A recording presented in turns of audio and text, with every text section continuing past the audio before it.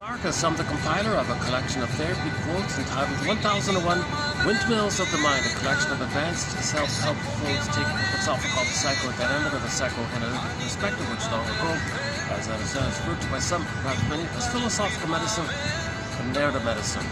In this video, I want to pick up on the work of a new author I just discovered the other day, a guy from California,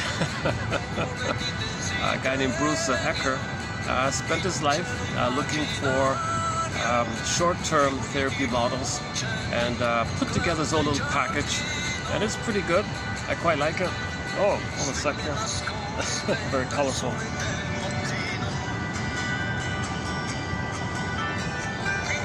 First time to do this in a skate park.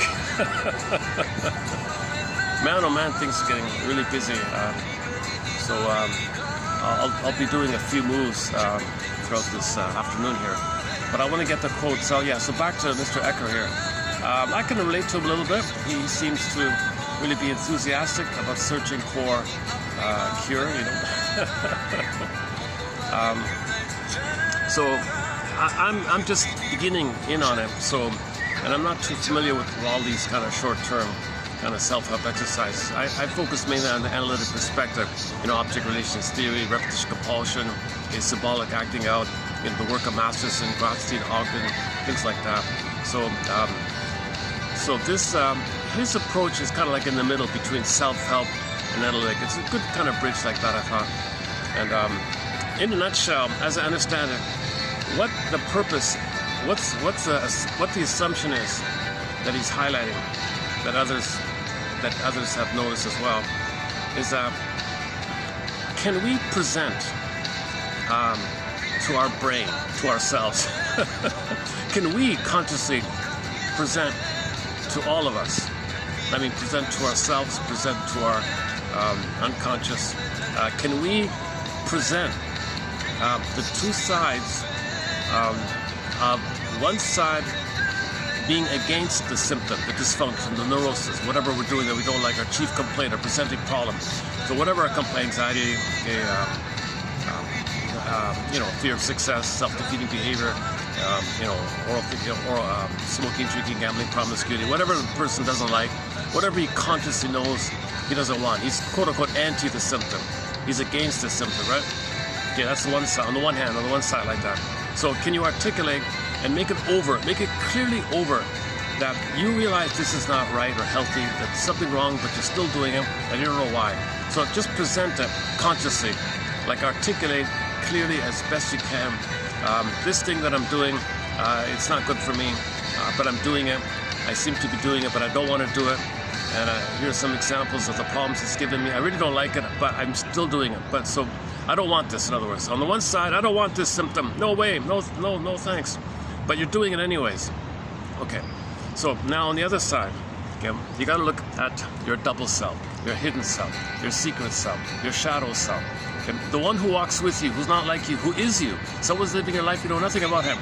Literature is the motif of the double. Let me do this.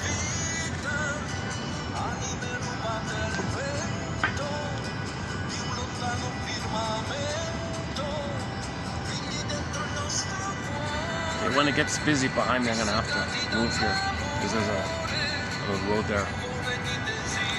Man, oh man. Yeah, and there's not much, there's only brief moments of shade. It's 35, but with the heat factor, it's, to feel real, they say it's 38 or 39 like that. So, okay, anyways, enough about the weather report here. So on the one hand, you articulate that consciously, I don't want the symptom. You say as best you can, clearly to yourself, overtly to yourself, you really don't want the symptom, as best you can. Okay. On the other side, as we just said, there's another part of us called the hidden self, the unconscious self, the second self, the double self, the one who walks with me, etc. Your inner child of the past, okay, your internal working model. Okay, he calls it your psychic construct. Okay, you can call it implicit memory, procedural memory. So some kind of stencil or imprints and blueprints and intrapsychic structure. Oh, Jesus. Where'd he come from? Okay.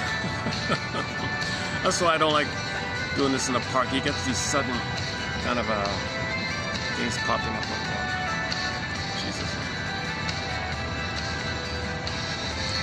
Hold on a second.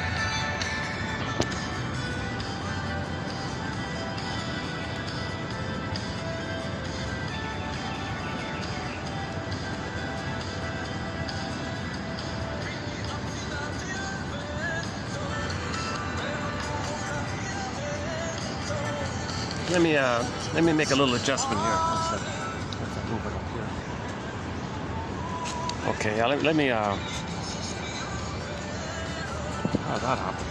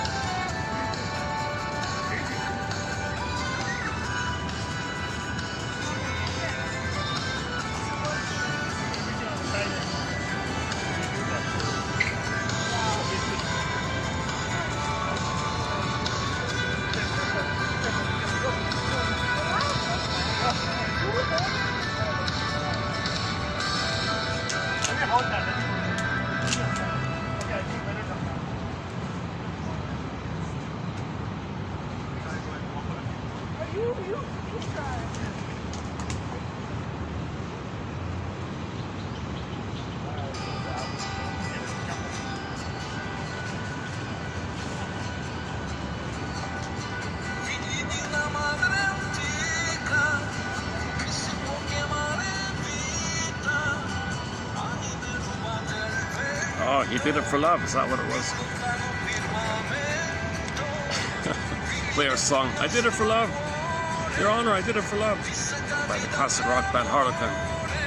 Okay, so, you know, understanding is, you know, so the love angle here is understanding here. Okay, sorry about,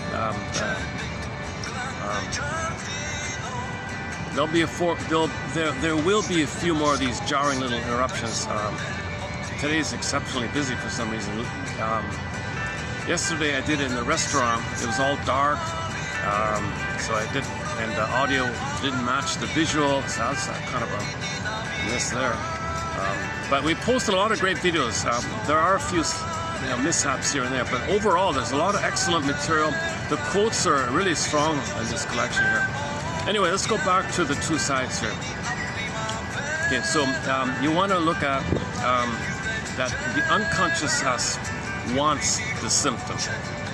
It's for the symptom. The double self, the secret self, etc. wants the symptom. It's pro-symptom. This intrapsychic setup, what we learned in childhood, the imprint. Oh, Jesus. Okay, I really gotta, okay, this is not working. I gotta change another spot here.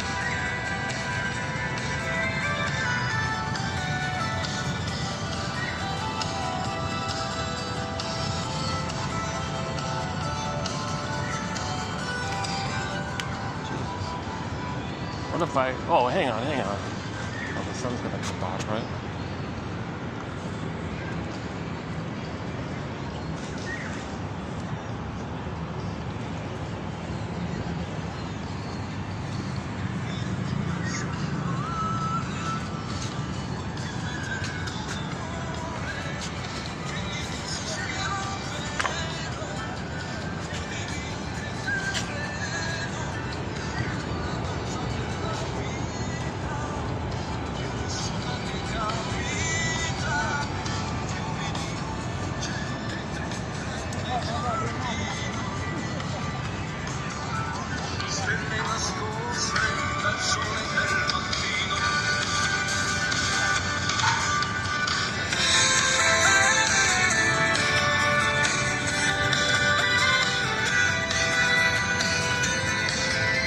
Try this for a bit.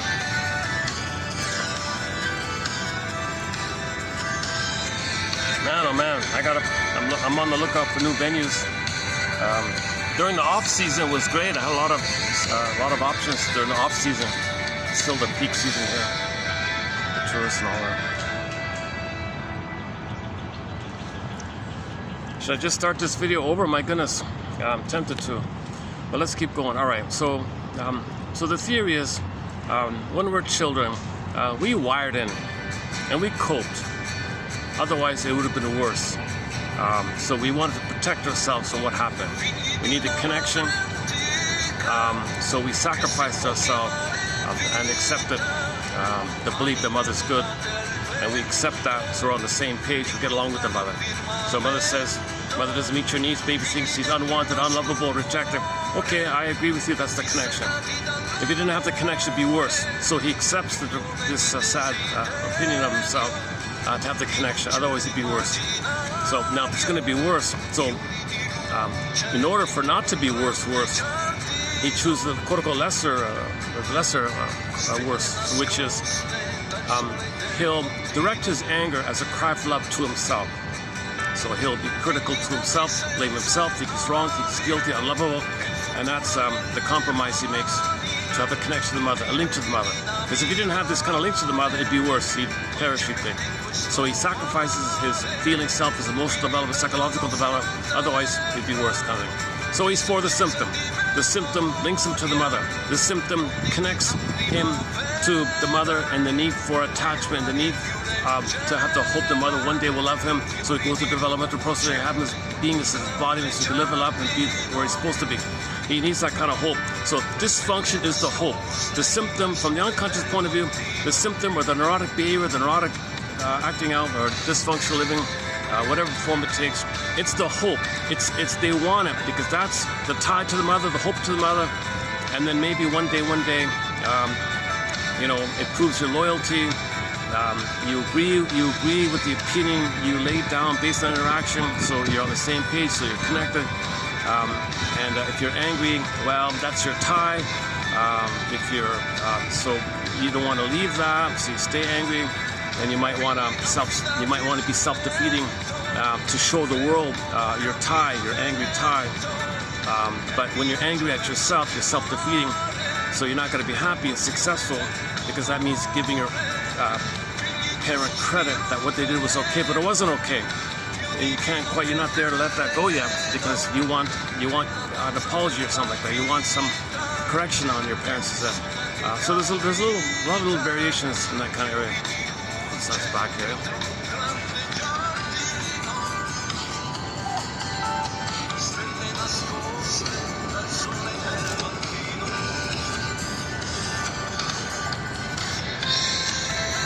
I won't come back to this spot next time. Really awkward, but man, oh man. Son of a gun. Okay, worst case scenario, there's another restaurant that's open in the afternoon that's kind of quietish, sort of, not really, but half and half. If I go to the main park, it takes forever to get there, and Sundays it'll be packed. But maybe maybe next week I'll go to the large park, the nice one there. So this is the Sunday here. So Saturdays and Sundays are a real struggle to do videos now. Okay, enough. I keep talking about this kind of thing. Oh boy, I got to be honest. When I read Mr. Ecker, when I listen to him speak, when I read his writing a little bit, he does waffle and 80% is kind of redundant or extended or unnecessary, or saying the obvious doesn't need to be said, preaching to the choir kind of thing, feeling he's got to justify himself, explain himself, and point out what's kind of obvious. He's going on and on like that. It's fun. I felt a little, wait a minute, I do that myself. I'm kind of doing that, like this video here, I'm kind of like that. So I feel a little, I can a little bit relate to what he's doing, who he is, and what he's trying to do like that. Now, unfortunately, he's not a very charismatic person. He's not a balloting guy or anything, but when he speaks, people fall asleep kind of thing. So, but he's one of the few people that I know of today alive, that's a public intellectual, let's say, that's teaching people a possible way that we can very quickly, stop our dysfunction. How? Okay, so let's back up. The theory is called memory reconsolidation, with the theory that your memories, you can change the effects of your memories depending on how conscious you are. So back to the conscious idea. So the focus is your consciousness is the healer, because if you're conscious of what's going on, your system will kind of sort itself out in a way like that. Okay, so on the one side, we know we don't want the dysfunction.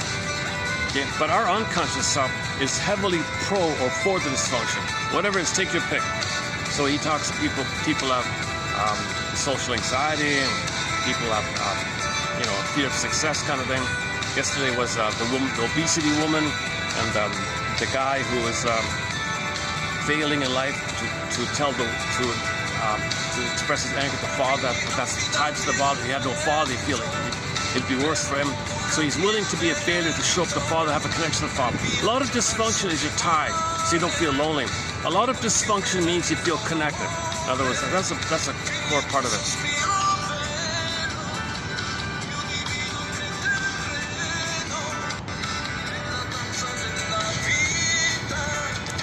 Yeah, that guy who kind of jumped, he came back with his girlfriend and all. He was beaming. This guy was madly in love with the girl. I don't think she cares about him.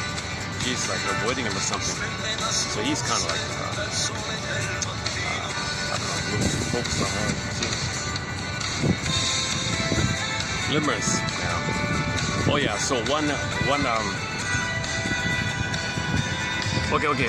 Let's not do the relationship part here today. So let's go back. So our unconscious self. Why am I getting a flies here? What's going on here?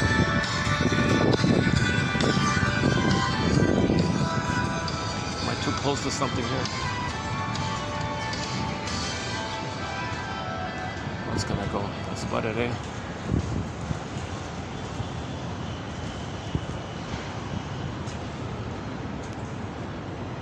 Otherwise, I'd do it.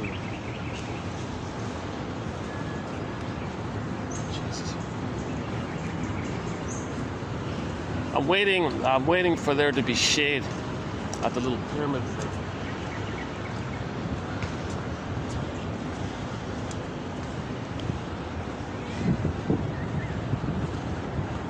That's gonna take a while, eh?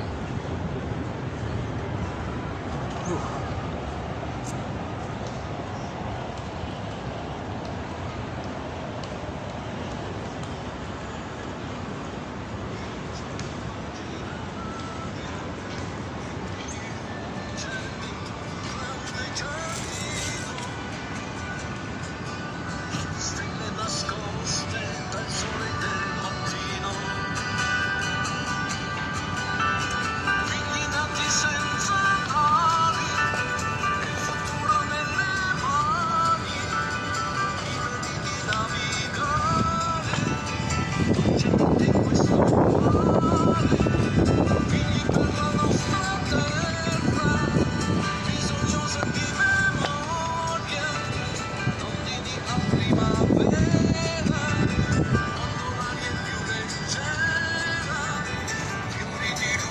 Try again here. Okay, so the unconscious is pro-symptom. Our conscious is against it. So first of all, we got to articulate the emotional reason why the unconscious is for it. That's what we got to articulate. So that's what you got to find first. Okay, so if you find it, then you hold the two without judgment. And just notice the two without judgment. Don't like side with one or criticize, nothing like that. You just like notice objectively. Okay, one side is against it, one side is for it. And just notice clearly. That's the challenge. Can you notice it objectively, calmly, clearly, neutrally? Okay, third side of the coin. So you got the two sides, but you got to be the neutral like that. That's a challenging. If you can do that, your system, your psyche will correct itself by saying, oh my God, the present's the present. I'm not in the past. So now, the charge that's in the unconscious, the emotional brain, let's say, will dissipate, and you're more focused that it's okay not to have the symptom. You don't need this agenda. You don't need the symptom anymore. So you kind of deactivate it or something like that, because the consciousness made you realize you're not in the past. That's the problem with trauma. We think we're in the past all the time, mostly speaking. Okay, so back to the emotional truth. meaning, so usually it's something related to something worse happening. Like if you didn't have the symptom, something worse would happen. So if the symptom has a positive intention, and you want to, that makes sense now. If we have a symptom where that's dysfunctional, it makes sense that we have that. But we're not kind of consciously, with our vocabulary, kind of like aware of it. We just, it's there, and it's driving us. But once you make it conscious and do the exercise of neutrality, then it may happen automatically that you'll go, oh my God. The reality check here. So A, it's silly to be dysfunctional because you're not in the past, so it might dissipate like that. Some people laugh, really? That's silly. Oh my God. So the woman, so yeah,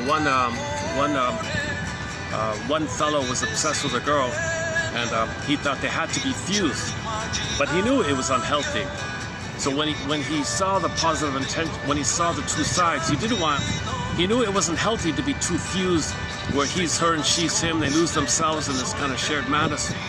There's something wrong because no one ever sees you. If you're her and she's him and she's not around, you lose yourself. It's kind of crazy like that. But the unconscious wanted it because the unconscious never had the once the mother, never had the merged experience, never had the one sick, the blissful one, the union, mystica participate, never had the symbiosis. So it's saying it kind of wanted it. It kind of wanted that fused thing. But the conscious said, no, you can't do that. So when you notice the two, you realize, no, that's true. You can't go back in the past. You can't recreate that oneness. And she said, she laughed at it. She said, what a waste of time or something. Because if you're in a fused thing, no one ever sees you. Because you're not yourself. You're the other person. The other person, no one is seen like that. So she gave up the fusional ideal.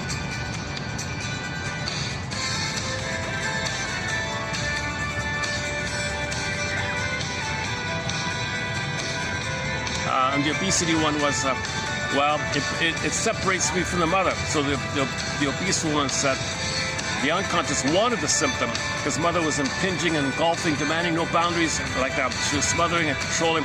So the daughter wanted back off mother. So the child developed weight as a barrier, like a wall, like back off to protect herself. She wanted autonomy. She wanted freedom. Back off, protection, freedom. So the unconscious wanted the fat because that's like a wall there. Because the deeper need, the deeper needs protection.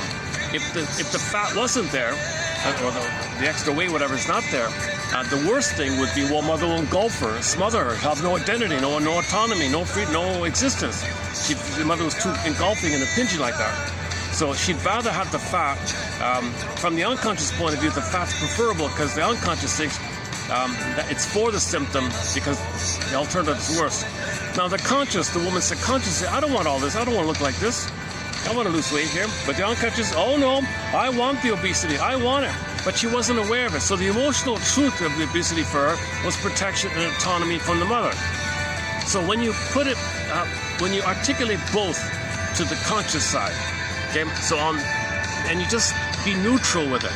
Like don't judge it or just try to, I think that's the hardest part. How do you be neutral and coexist in a coexistence of neutrality, that the one side is against the fat and the other side wants the fat, and can you just stay with it as long as you can, and just practice staying with it, and then at some point naturally within the symptom will go away. Because you'll side with reality. The reality is you're not the nursing mother's not going to engulf you anymore. You're free. You're an adult. You're not a child mother. You'll side with reality. It's part of healing to notice reality, to notice time, like that. So on that point, let's do this. Hang on a second. I want to play a clip of him. Okay, I'm going to play about 7 or 8 minutes of the man himself here. So the way I'm feeling at the moment, he's our most important public intellectual. My goodness.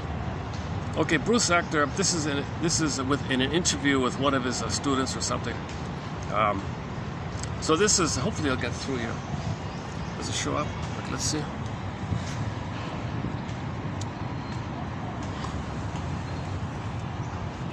Lighting's always an issue when I do these things. Well, you'll hear maybe I can change the contrast here. Is that the full contrast?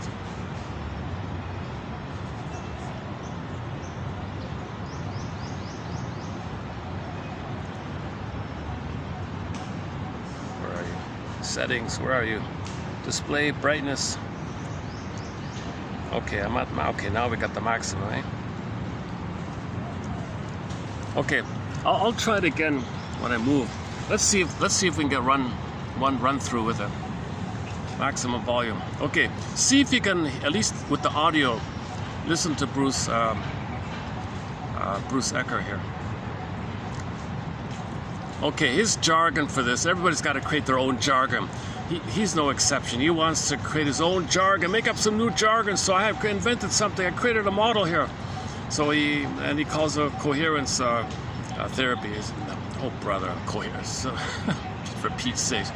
That's the problem with a lot of these people. They compile things, package it up, and create a new name, change the terms, advance the terms, same stuff, old wine, new bottle, and create a new term. So that's why it doesn't get too popular and too well known. He's got a few followers, like this young lady here, and you know, she's enthusiastic about it. So give her credit. I noticed she had to get plastic surgery to try to make herself to sell them, and it works. The young lady here gets plastic surgery and she gets 20,000 views. And if she didn't have it, I kind of wonder if there would have been a difference or something. Anyways, never mind that for now. Because how do we get the message out? Maybe she's thinking, I got to make myself attractive. It's up to me. My buddy Bruce here, he's kind of he's bland. The guy's like bread or something. He's too bland or something. And I'm kind of bland myself, she's probably saying. Oh, yeah, plastic surgeon, give me the double D's or whatever. It looks it's kind of unnecessary. I wish people gotta focus on themselves like that. But maybe she's thinking, how do we get this across? How do we teach people that all you gotta do is, if you can find the emotional truth behind why your unconscious is for the symptom. Why is my unconscious, why does my unconscious or my imprint, okay, or the schemata, which creates the symptom, why is my schemata, my internal wiki model, my intrapsychic model, psychic structure, why is it creating the symptom? Why does it want the symptom? Well, it created it as a defense, to protect you, to compromise, to buffer of the pain of what would happen if you didn't have the symptom. So there's a lot of pain going on with childhood trauma, birth trauma, relational trauma, interpersonal trauma, developmental trauma, strain trauma, ambient trauma, and so on. So a lot of pain, like the child's going to perish, he's going to flood. So the system creates a symptom, and the symptom holds, it's like an intermediary holding, they call it compromise formation. It kind of holds it. It holds the pain, the body bears the burden of the symptom, the body's dysfunctional living, unsatisfying living, okay, not satisfied with life and work and love, or the body get a body symptom. It's kind of like holding and buffering it for you. So the symptom is kind of like holding and sustaining and buffering the situation.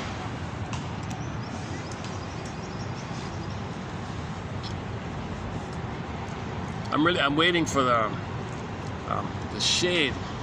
I'm waiting for the shade on the pyramid. There's a little sliver of shade by the little pyramid statue there. I can go there. I do my videos there, but not yet. It's maybe around 3 o'clock it'll come. Depends on the time of year. Okay, enough about that. Another choppy video here. Luckily, I've got a coffee in me and a tea. I got two this time. I got 2 caffeinated drinks in me, so we'll be okay. Okay. I'll play this again. Let me play this again. So what you're gonna hear, if you hear it or see it or not, is this idea of staying neutral with the 2 sides. So we'll pick up later on in this video here. We'll pick up later on how to identify why the unconscious is for the symptom, why your unconscious is pro-symptom, like why, like the guy wanted to be a failure because the symptom was, it ties him to the father.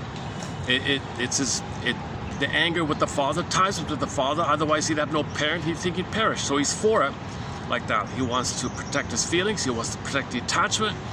So that's why he was a failure, to preserve the anger and the tie to the father. So he was for, he didn't know it. He didn't know it at first. And now on the conscious side, he knew his life was a mess. He's in his 30s, no job, no girlfriend, he's a drifter like that. And it's getting worse and worse for him. So, so he knew the one side, but he didn't know why the unconscious was doing this. Why is his unconscious for the symptom? That's what we got to tackle. Why is our unconscious for the symptom? Okay, so again, connection, protection, and autonomy, to avoid the pain, so on. Okay, hang on. So let's go here. Okay, take it away, Mr. Ecker.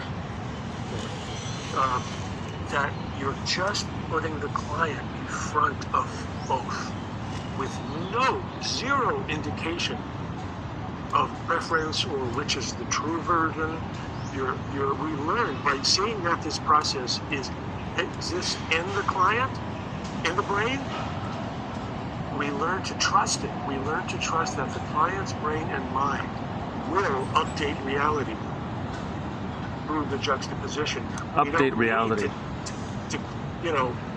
It's not this one. No need. And in fact, you interfere with the process when you do any of that. Is that because it takes you up into your head where you rush? Yes, exactly. It takes you up into controlling the process and out of the fully experiential flow of that process. That was the thing I was really noticing as you were describing is it's non-counteractive for sure, and there's another piece of being non-interpretive. So from both, if we're going to fill out the picture a little bit there.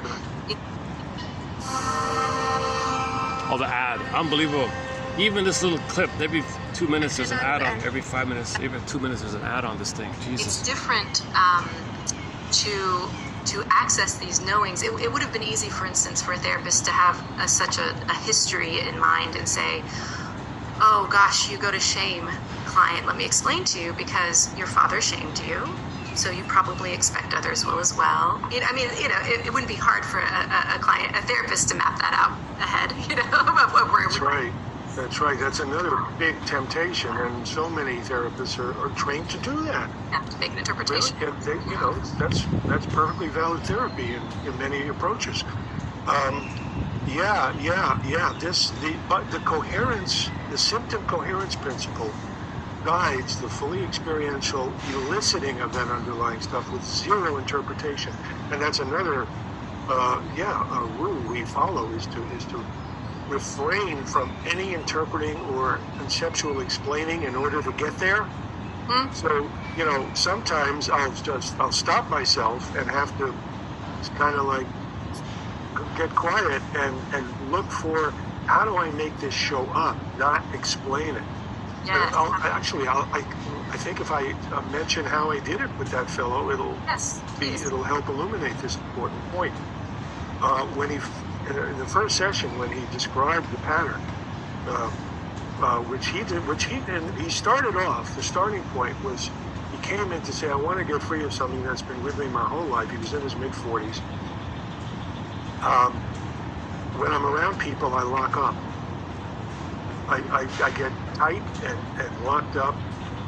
I don't find words, I don't flow, and people feel it, and it's awkward, and it embarrasses me, and it makes them not want to hang out with me, I can tell. And so I said, well, does it feel like anxiety when you're among people? And I guess so, which meant he's not in touch with his affect either. He just that locked up somatic state. And so I said, okay, let's. Does it feel like that you're not safe? Does it feel like something's not safe? He said, well, yeah, I guess, yeah, that's true. Which also was new, but at least it was truth. That's how out of touch with himself he was. And okay, not safe. Would you like to start to find out what is not safe among people? He said, well, yeah, I would. So I said, all right, let this sentence complete itself. I'm going to give you a half sentence. You say it yourself out loud without pre-thinking the ending and see what your mind pops up to end it with. Here's the half sentence. I better not just talk freely while I'm with these people, because if I did,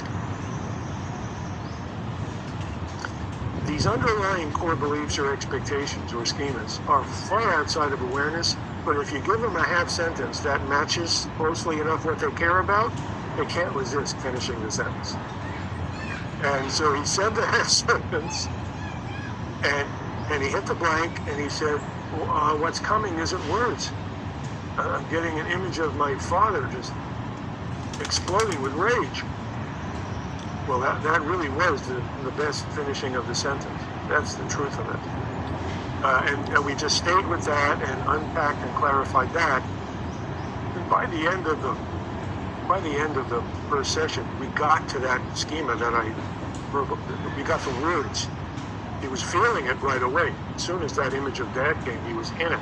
But he didn't have metacognitive clarity of what is this I'm feeling with Dad exploding with rage. And so we kind of clothed that invisible schema with words.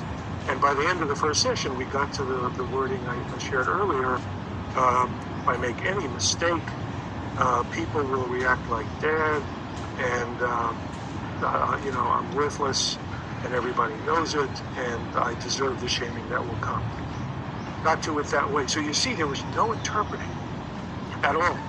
It was a completely experiential process of bringing it out of him so that I learn it from him. That's when we train therapists in this approach, that's what we emphasize. You learn it from the client. You have to make it show up experientially. The client reveals it, and you learn it from the client and with the client. Yeah, very important point in terms of behavior. Yeah. So so his method is free association. He gives you these sentence completion exercises to help you free associate. So the person emotionally generates it rather than it being told from the therapist guy.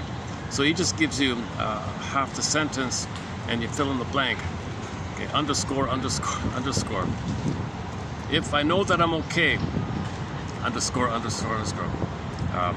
If I do this, what happens? Something like that. And just, so it's all about just articulating the two sides clearly like that. So the conscious side that we don't really spell it out, actually. We have to kind of fish around a bit to spell it out. And then his main facilitating method is what's called symptom deprivation, to help you get in touch with why the unconscious wants the symptom. He gets you to fantasize. Okay, imagine tomorrow, or doing whatever you're going to do tomorrow without the symptom. Just imagine it. Not a rehearsal, no kind of rehearsal or practice, not like sports or something. Just imagine you're going to do something without the symptom. Symptom deprivation exercise. So just fantasize, you're not going to have the symptom. Whoa, panic, panic. Yeah, go on, panic, panic. And see what he says. So if I don't have the symptom, this will happen. What's going to happen? Without the symptom, oh my God, then the person says whatever he says, and then that helps to illuminate why the unconscious is for the symptom, to protect you from this worst thing. So now you have a sense of why the unconscious wants the symptom via this fill in the blank or sentence, close exercise, sentence completion exercise, free associate exercise, finish the sentence like you said exercise. So you free associate based on the prompt like that. So rather than somebody giving you interpretation. Well, the reason, it's not kind of, whatever. It's in your head too much. It's all based on the emotions like that. Because when you bring your emotion to the two sides, and you're neutral about it, your system will update reality. You'll quote unquote decommission the old stuff, like he says. You'll update things where you realize you're not in the past. It's not necessary. It's silly. And the other part of it is often you realize a lot of this is based on that the reality is what sources it all is that you thought your parents were amazing. Like if you had lack of self-esteem and no good, unworthy, wait a minute, oh my God, the source point is my parents were off kilter. They did something wrong. I wasn't wrong. They did something wrong. There's a real sadness to admit the greatest hurt of all, mother failed me or something like that. They were impaired, emotional dyslexia, emotional warping. They did something wrong. They did something wrong. I'm okay. So now you gotta mourn that all this time you thought your parents were so special. They were just very wounded, ordinary, flawed humans like that. Ordinary, wounded, very flawed, very anxious, very unaware humans or something. So they couldn't like that. Something we cover here a fair bit. How's the lighting? I'm really eager to move my spot here. Jeez.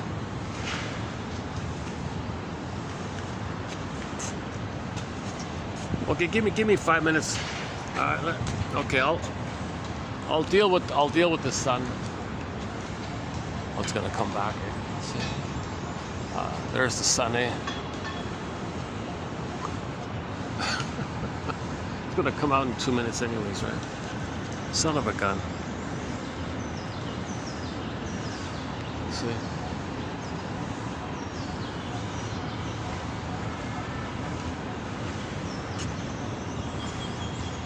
Would you believe this is the only spot, this little skate park, that doesn't have people all around it?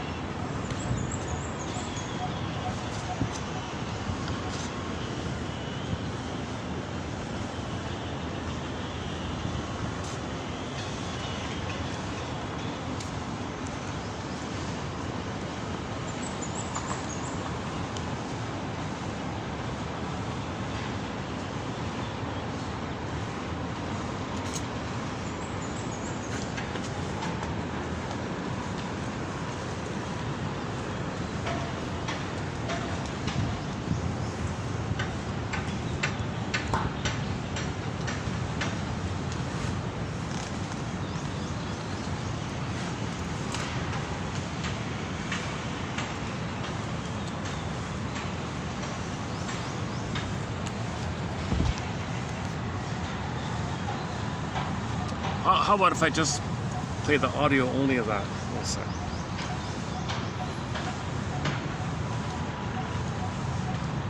What was it again? 3:08 something.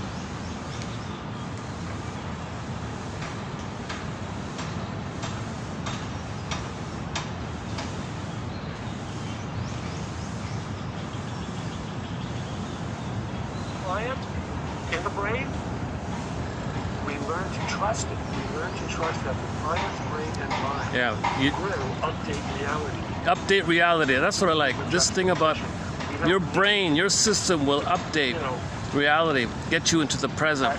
You're just putting the client in front of both, with zero indication of preference or which is the true version. We learn by seeing that this process exists in the client, in the brain. We learn to trust it. We learn to trust that the client's brain and mind will update reality through the juxtaposition. We don't need to it's this one, it's not this one. No need. And in fact, you interfere with the process when you do any of that. Okay, let's just leave it there. You interfere with things. Yes. That's the challenge. You interfere with things. That's what he said. You interfere. It's got to be a calm phenomenon. Oh, the skateboarders have arrived. Okay. Okay, now we really got to move. I don't want. Okay. Okay, let's see. Hang on a second.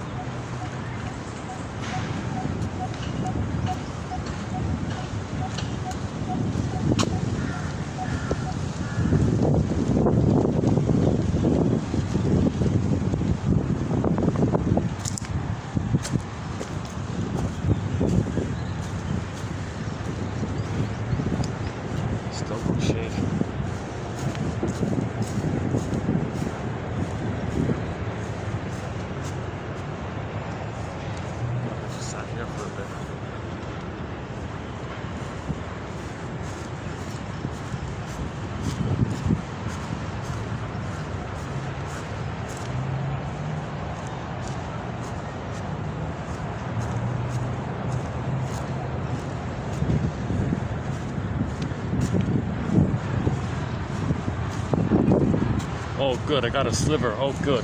Okay. Okay, I got a little sliver of shade here. All right.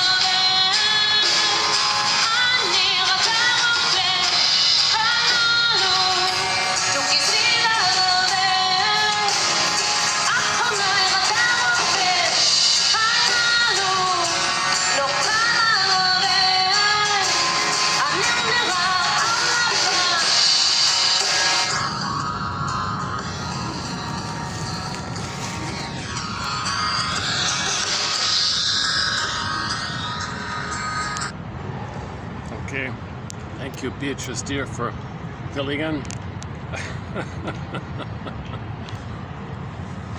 Okay, so let's dig up the quotes here. So I've already done several examples from Mr. Ecker, so we'll just kind of continue basically. So we'll be doing yesterday was 15, right? So we'll do 16 and 17. No, yesterday was 15 and 16. So this, I want to preview here 17 and 18. Yeah, okay. All right, there we go. So here's an example of what I'm trying to get across here.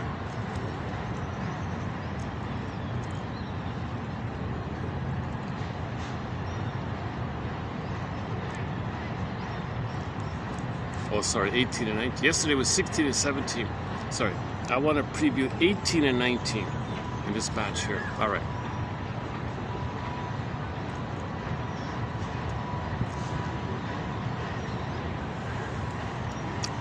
Okay. So this one is, so this is an example of somebody complaining about low self-esteem. Okay. So consciously, he wants more confidence or self-esteem, right? Unconsciously, he's for lack of self-esteem. The unconscious says, don't have self-esteem, don't do it. Go around with a lack of self-esteem. Conscious says, no, I want more esteem, I want more confidence. So it starts off kind of general like that. In childhood, to receive mistreatment is to perceive one's abuser. Yeah, your parent's an abuser. Child abuse. A lot of mothers are abusing their children, don't even know it. Greatest hurt of all. Greatest shock, greatest surprise of all. So many mothers are emotionally abusing, they're psychologically abusing. If the mother's turning to the child to meet her needs, that's psychological abuse from the child's point of view. In childhood, to receive mistreatment, okay, not meeting the baby's needs, that's mistreatment. Not being in a rapport with the baby, that's kind of mistreatment. Baby needs attunement, betrayment, rhythm of safety, her reverie or consideration, blissful connection, like that in the beginning. In childhood, to receive mistreatment, whatever form it is to perceive one's abuser as sending a sharply negative message about oneself. So the child just concludes, there's something wrong with me. Remember, the baby must see the mother as wonderful. There's no way he could perceive the mother as otherwise. Otherwise he'd be a goner. So he blames himself. So he concludes he's wrong, he's defective. Mother didn't meet my needs. Does that mean she didn't want me? Shame, defective. Geez, I feel badly. Am I being punished? Did I do something wrong by being defective? Shame and guilt, and so on. In childhood, to receive mistreatment, that's going to lead to low self-esteem, obviously, underneath. In childhood, to receive mistreatment is to perceive one's abuser as sending a sharply negative message about oneself. Whatever, unworthy, unlovable, inadequate, and so on. To accept and believe that negative message is to form negative self-regard, i.e. low self-esteem. So to accept and believe the negative message, so you believing this thing that you're saying about yourself is going to lead to low self-esteem, obviously. And to blame oneself for the abuse received. So we blame ourselves, ironically. No matter what's going on with the mother, we always blame ourselves. We have to blame ourselves. We cannot blame the mother because we need to believe the mother's is wonderful for our safety. So we compromise by blaming ourselves and get the symptoms later on.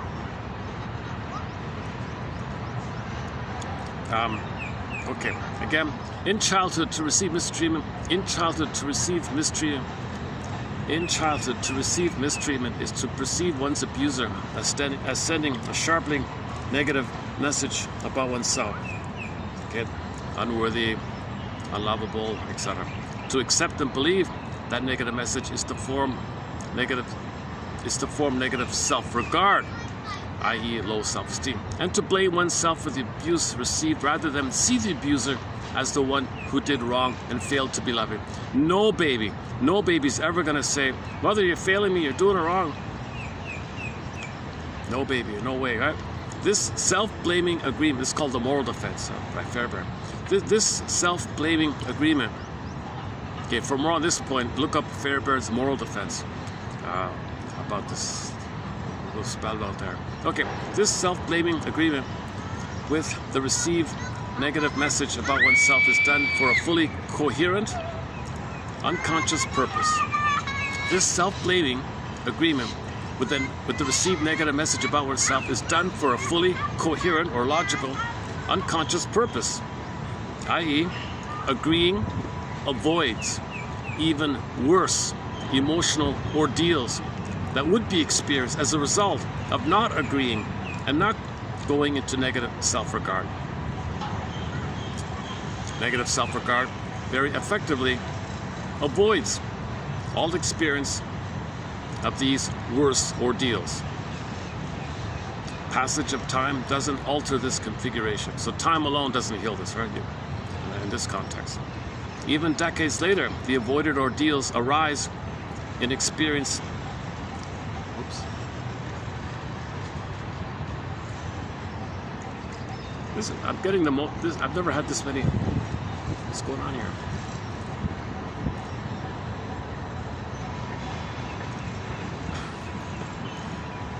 Oh, it's today's Sunday, right? Today's Sunday, yeah, today's Sunday. All right. Well, that's why I'm here. Oh, man. In the future, hopefully my videos will have fewer of these kind of unnecessary blurps on my end, like unnecessary villains like that. I have not been analyzed, disclaimer. I'm not a shrinker professor. I'm trying to learn this myself, that other. When I started out, I didn't see Mr. Ecker's videos or anything like that. I couldn't find anybody to follow. Who's teaching this stuff? Nobody's teaching it, for Pete's sakes. So as a way to learn it, I just talk about it to try to teach it myself, right? So we post 10 quotes in each video. Hopefully 1 out of 10 will be of help like that. Okay, back to this one here. Negative self-regard very effectively avoids all experiences of these worse ideals. Passage of time doesn't alter this configuration. Even decades later, the avoided ordeals arise in experience immediately when the person ceases invoking negative self-regard. That is why low self-worth is an especially tenacious symptom, particularly distressing, and numerous sufferings arise without it. So it's worse without your low self-esteem. That's what he's saying here. Unconscious purpose. So what's the unconscious purpose for creating and maintaining negative self-regard? Well, how about this? It's to maintain connection with parents by sharing their definition of reality, agreeing with their negative definition of me. See, we're connected. I agree with you. You see? So by sharing this negativity, so you believe mother said you're no good. I'm no good. See, we share it. We're same page. We're connected. Number one, maintain feeling. Now, the worst, what would be worse if you didn't have that? There'd be no mother. So what do you do as a baby? Have no mother and perish? Or say, no, I'm no good. Mother, you say I'm no good. Okay, I'm no good. I have low self-esteem. I'll sacrifice myself. I'll have to have a connection with you. Okay, that's the price I pay. I'm no good. I won't be happy. I'll be self-defeating.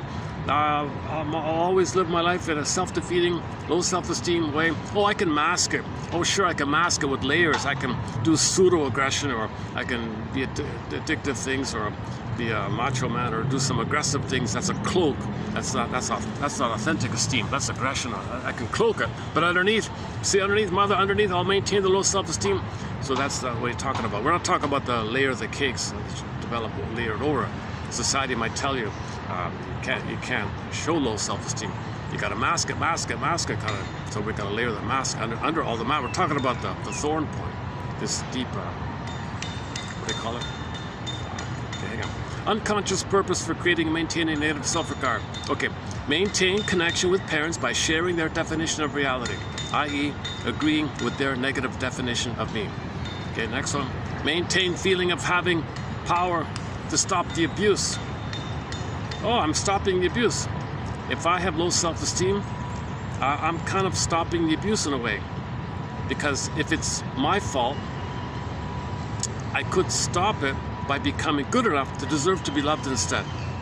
Okay, so you have the hope that maybe you have some chance or something.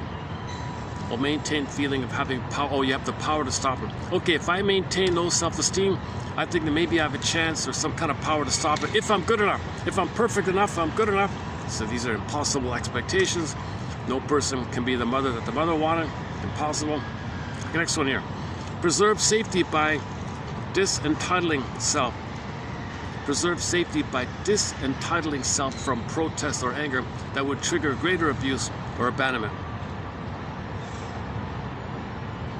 Preserve safety by disentitling myself from protest or anger that would trigger greater abuse or abandonment. If I agree I'm unworthy, inadequate, etc., then I feel no protest. I.e., I deserved how they treated me. Okay, so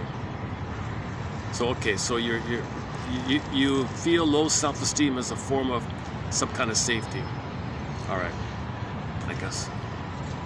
Next one here. Avoid all awareness of betrayal by my parents. You see, if I agree I'm unworthy, then no betrayal occurred.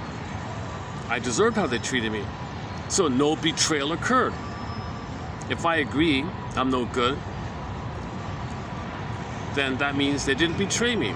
Because they said I'm no good, I agree they're no good, no betrayal. No betrayal, we're on the same page. I agree.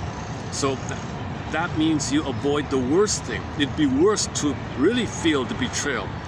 The mother betrayed me. Whoa, it's way more worse than lying to yourself. Play the song Lying to Myself by David Cassidy, the singer David Cassidy. Avoid awareness of living out only a small part of my potential. Avoid awareness of living out only a small part of my potential. If I agree I'm unworthy, etc., then no potential was unrealized. Okay. So otherwise you'd be really distraught that your whole life was like, oh, hang on a second. Well, that's our second bumblebee visit. Okay. I once had a bumblebee like land right on the phone here and just look at me for about a second. It flew off.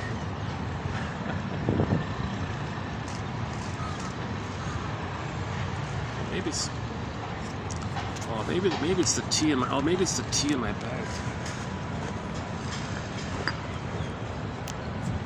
Yeah, this local tea, it's delicious, but it's a little bit on the sweet side. Oh, that's the change, yeah. The sugary tea.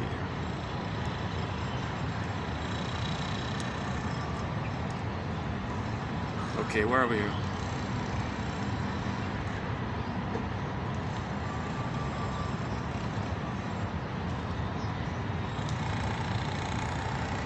Maintain safety from further insults. If I agree I'm no good, then I will not express myself or try anything keeping me safe. Avoid the existential weight of self-responsibility for how my life goes. While success and excellence are not expected of a fundamentally deficient self. Okay. Man, oh man. So it's more painful to try to be successful than to just say I have low self-esteem and suffer with the effects of that. Sad stuff, right? Maintain a view of the world and human nature as being unfair, sensible, as being maintain a world. Oh, you get to maintain. Hang on, what's going on here? Maintain. So the reason you have low self-esteem, the reason your unconscious creates the symptom of low self-esteem, okay, part of it may be because you want to maintain a view of the world as being fair and fair, orderly, sensible, which they are, if I agree that how I was treated was due to my own unworthiness. Oh, see, it's fair. Yeah, the world is fair. The world is fair. If I'm no good, and they told me that, then everything's oh my God, eh? Okay, quest for accountability, apology, remorse from parents by forcing them to see the damage they did to me.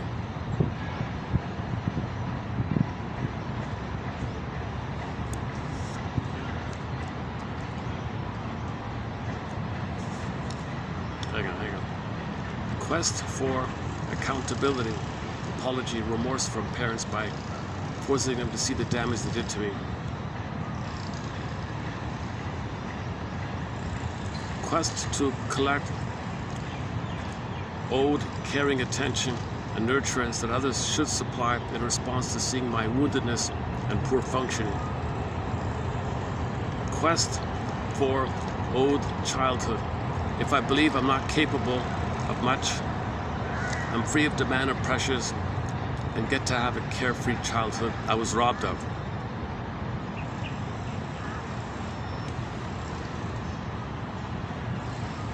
Oh, I see. If you have low self-esteem, okay, if you have low self-esteem, that means you can have the quest to wait for and expect your parents to apologize, show remorse, and make amends by forcing them to see the damage they caused you. So if you're dysfunctional, that's your way to demand your parents to apologize. So that's why you're for the symptom, because you want them to apologize. You want them to confess and come clean that they hurt you. Quest to collect, or you have to hope that they'll pay attention to you.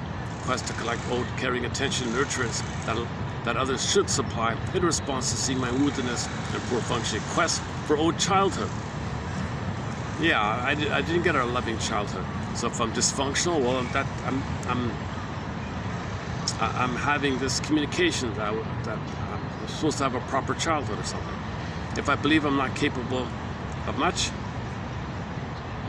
I'm free of demands and pressures, and get to have the carefree childhood I was robbed of. Hang on, what's this one again? Quest for owed childhood. So you have low self-esteem. That's your quest to have a childhood, right? You're owed a childhood. So you stay childlike with low self-esteem because you're owed a childhood. If I believe I'm not capable, I'm free of demands and pressures, and get to have a carefree childhood I was robbed. Okay, so if you don't grow up, if you don't accept adult, if you don't heal or face the truth and grow up and do the painful work of growing up, well, then that's why you want the symptom, because you were owed a childhood.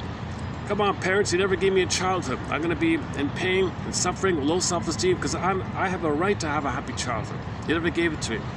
So I'm free of these adult demands. I'm going to be a child forever, youth forever, 18 forever, 16 forever. I'm not going to grow up Peter Pan, stuff like that.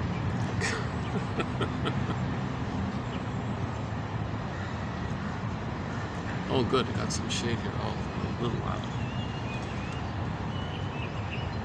I look forward to going to the nice park. I'm spoiled. I spent 2 days last week at the opposite end of town with a really nice park. Man, oh man, I felt really, what a difference. The nice energy there. There's butterflies and crickets and lots of flowers and a little more space around. And during the week, in the afternoon, it's largely, not fully, but it's largely vacant. Not really, but at 5 o'clock, whoosh, all the runners come in. It's packed, but so I got to get up early to go there. That's the thing too. So why am I putting in these fillers? Like, that's what Bruce Ecker does. Has all these fillers. Striving for connection. Maybe the symptom of the embarrassment So my symptom is I don't want these fillers, but I have these fillers. Why do I have these fillers? Well, I want connection. I don't want to be alone. I need some kind of connection. Is somebody hearing me? I'm disappointed or something. Is anybody there hearing? So then you want to hold the two sides. The unconscious says, give a lot of fillers in your videos because you want to be heard. My conscious says, that's not professional. Doesn't look good. You're struggling with a lot of disadvantages. No hair, you're not handsome, and you're going to put all these fillers in. You're not a trained speaker. You've not been analyzed. Come on, come on. You don't got much leeway here. Don't make it worse with the fillers. Oh, my unconscious, I want the fillers. The connection, connection, connection. So can you, see, at this point, you don't want to judge either. You just want to notice the two.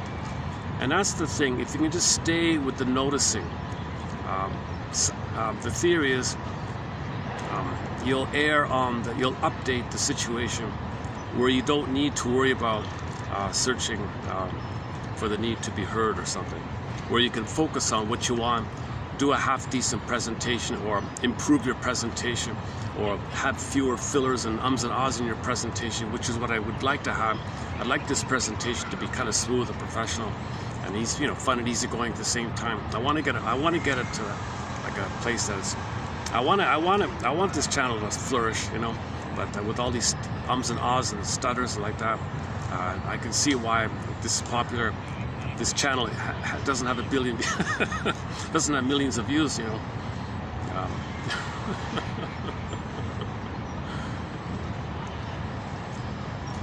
It's funny because Bruce Ecker's, I think he should be better known. Like, you know, Mel Fabro, when he was around, totally unknown. My goodness, Masterson got some recognition, I guess. Bergner was famous in his day, but now we don't hear about him. You know.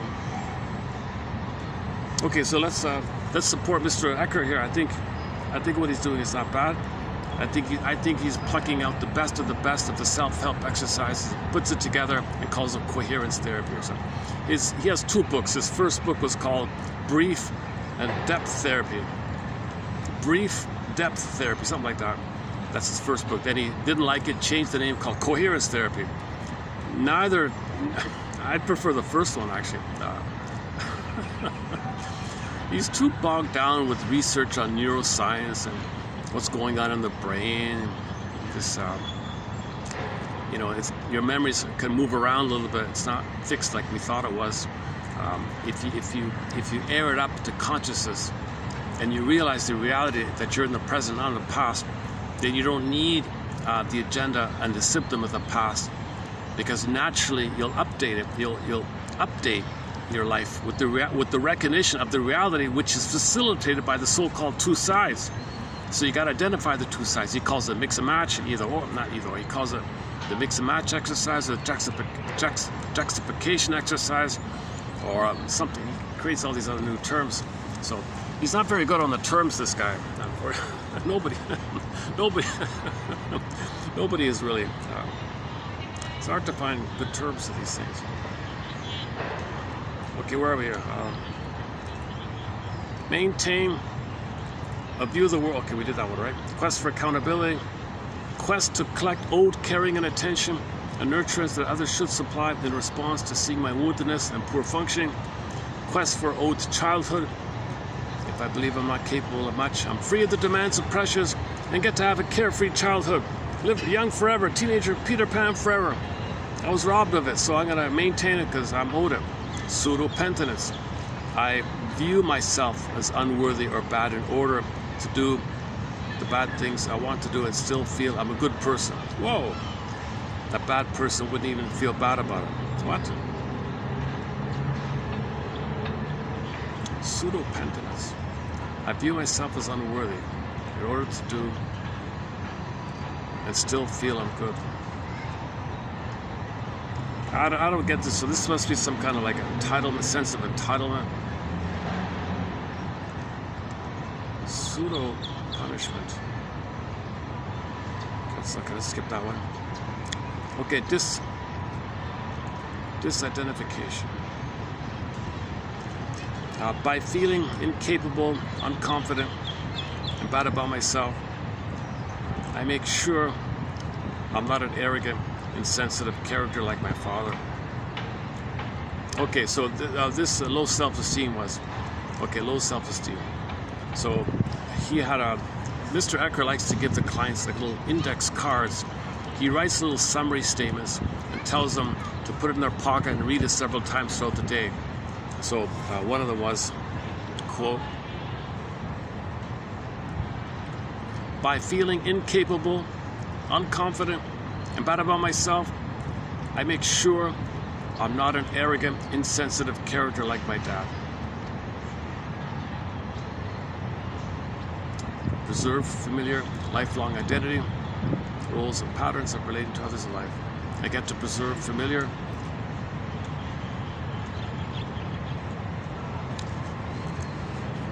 Okay, so part of the reason this story, why he had low self-esteem and didn't speak up for himself or something, because he thought if he did, he'd imitate his dad. His dad was an arrogant character. He thought he'd be like that, so he didn't want to be like that. That was his belief or something. Okay, hang on. Okay, let's get, so that's 18. Let's go to 19 here. 32 and 19. Okay. So this is in no specific order here, but this is Ecker's sort of a approach here.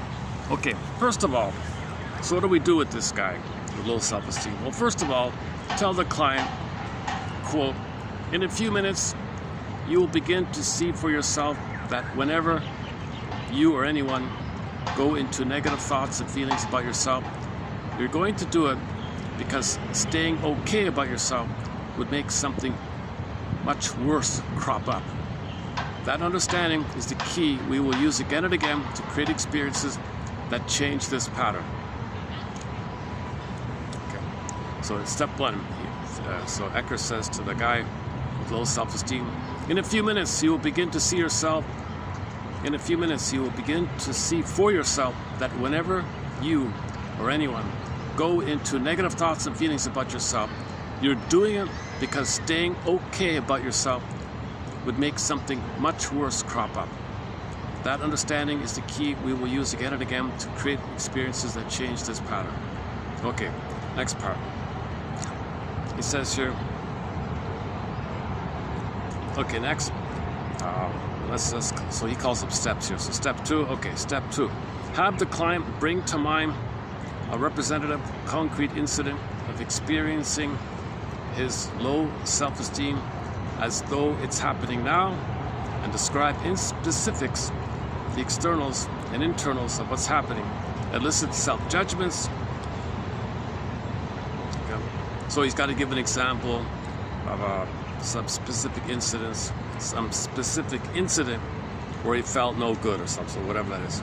Step three, receive the message. Ask the client, quote, when you were growing up, what specific behaviors did your parents do that for you really sent the message that you're unworthy? Would you describe it to me as though you're watching the scene happening now? Okay, so the father would shout at him or something, I don't know. Step four, owning the agreeing. Invite client to visualize parents and or others who mistreated clients significantly in childhood, and while looking at them, to try out, thinking privately. So just practice thinking privately. Quote, you think I'm unworthy. So I do too. I agree with you, Dad, that I'm unworthy. I agree with you about me. So just, it is my fantasize that he could say to his father, oh, you say I'm no good? I agree with you, I'm no good. You think I'm unworthy? So do I. I agree with you that I'm unworthy. I agree with you about me. So just do that, right? Okay. Have the client repeat this overt thought a second time. Then ask the client, does it fit? Does it kind of fit? Just check in, does it fit? Does it feel true? If the client goes into resistance, suggest he try out the variation. Okay, so try it this way. In your fantasy to your father in the mind, Father of mine, I hate to admit it, but I agree with you about me. Or, even though I know better intellectually, in my feelings, I agree with you about me. I agree I'm unworthy. So just like go with it for a minute, right? Just for a minute. Just to bring it like more overtly to your awareness, right? Okay, step number 5, symptom deprivation. Okay, take a breath. Let's see what happens if privately you don't agree with their negative view of you. Just for a minute or two, see what it's like to look over at them, your parents, and see them from a position of just knowing that you're fine.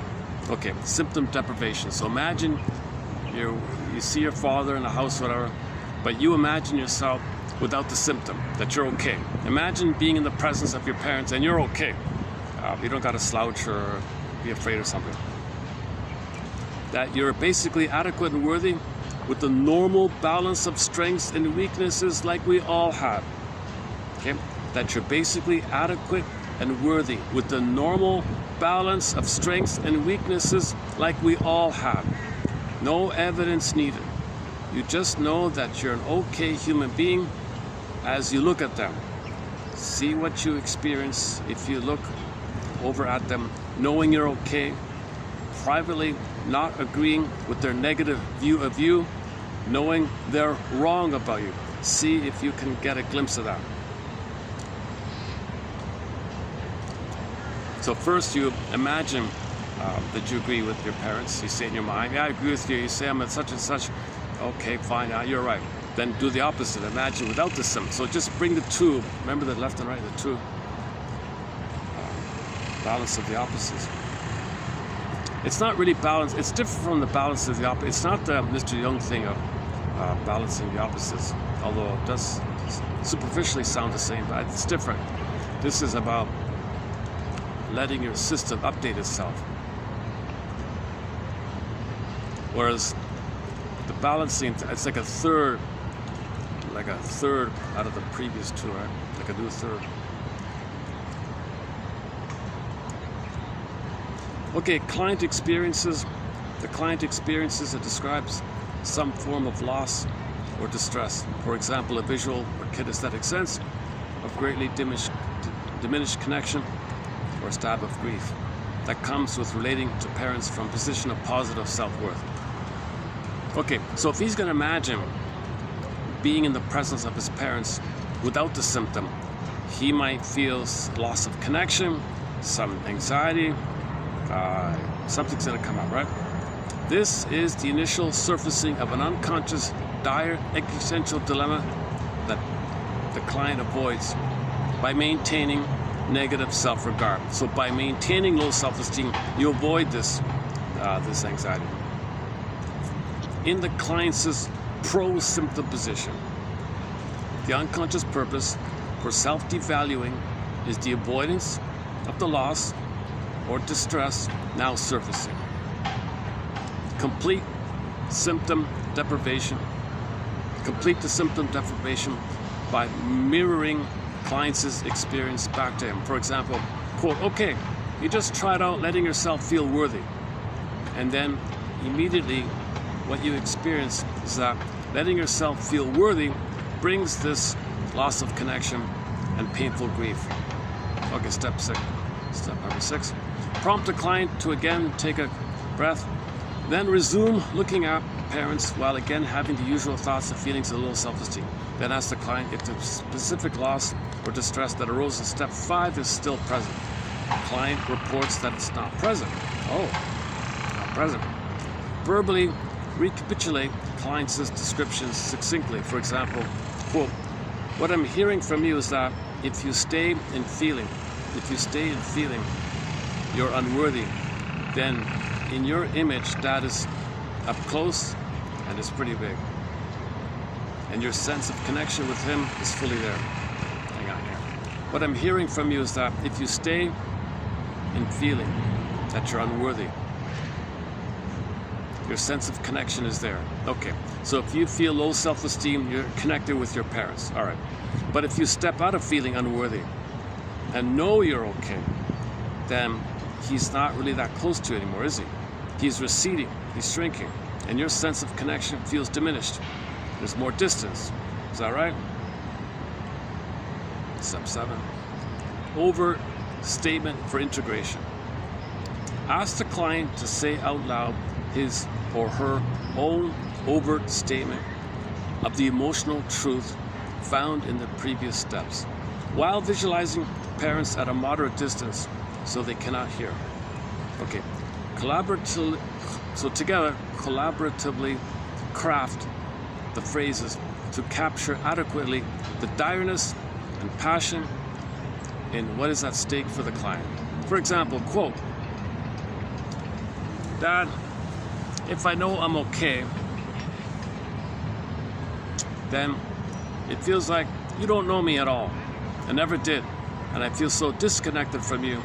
And that's so scary."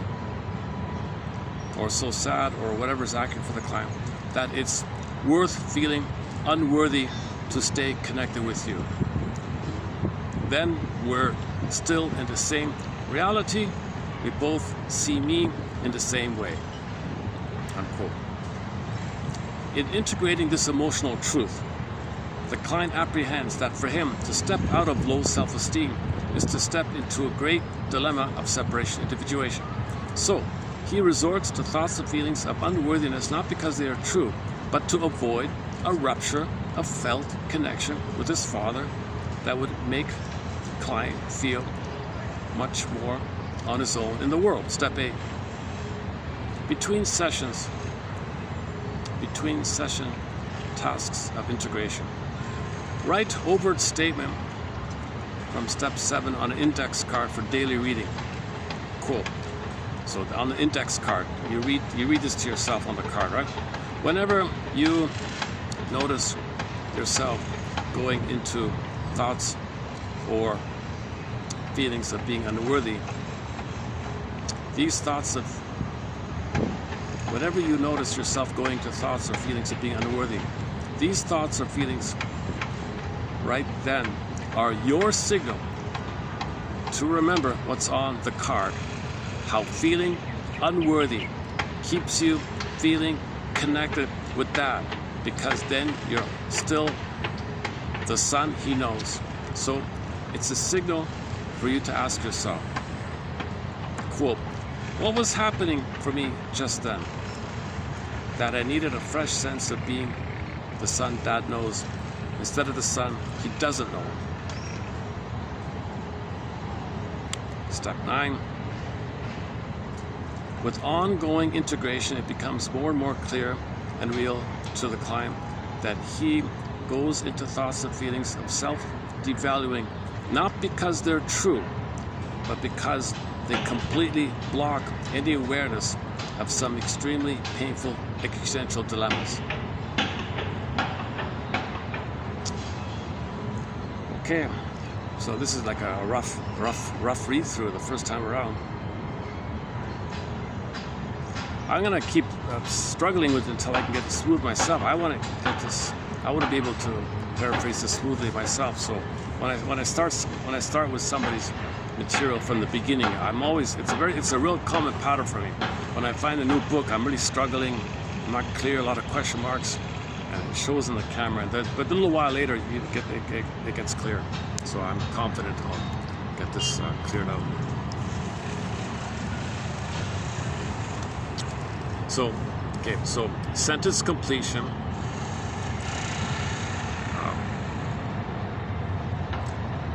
So that helps with the free association, right?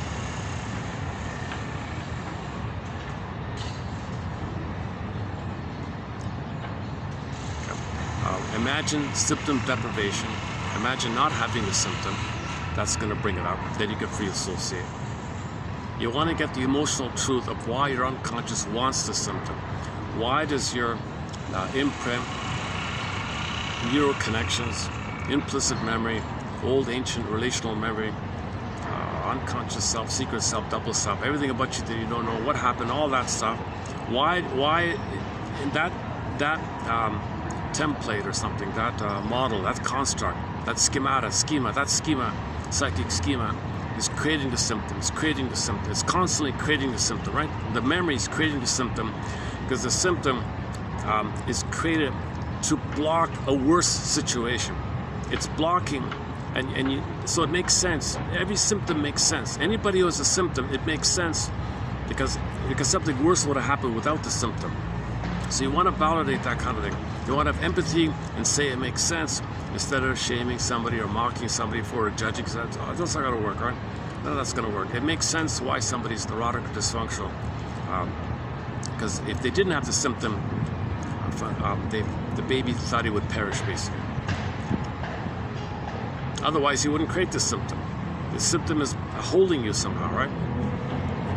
If there's no mother to hold you, you get a symptom, and the symptom is holding you, like a teddy bear, like a mother. So your symptom can be like your surrogate mother. You know, some people say that. Some people say that your symptoms are functioning like a mother for you. Because you had no mother, you get pain in the body. Oh, there's my mother. Whoa. So the symptom, you turn into the symptom. Because without the symptom, you had no mother at all, right? So that's like empathy for yourself, like that.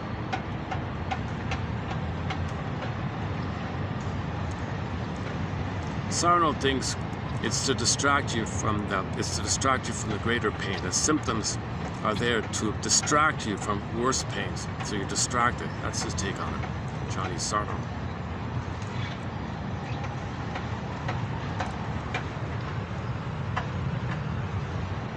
Okay, I think what I should do is just start the video a little later. I was hoping, because it was Sunday, I knew I had to get an early start, but there's no shade here. Oh, Jesus Christ. I can see little tiny slivers of where I can do these videos. I'm in a busy, very popular and busy city. Let's see, what time is it? The battery's half over, eh? What is it? It's only 2:45, eh? 2:45.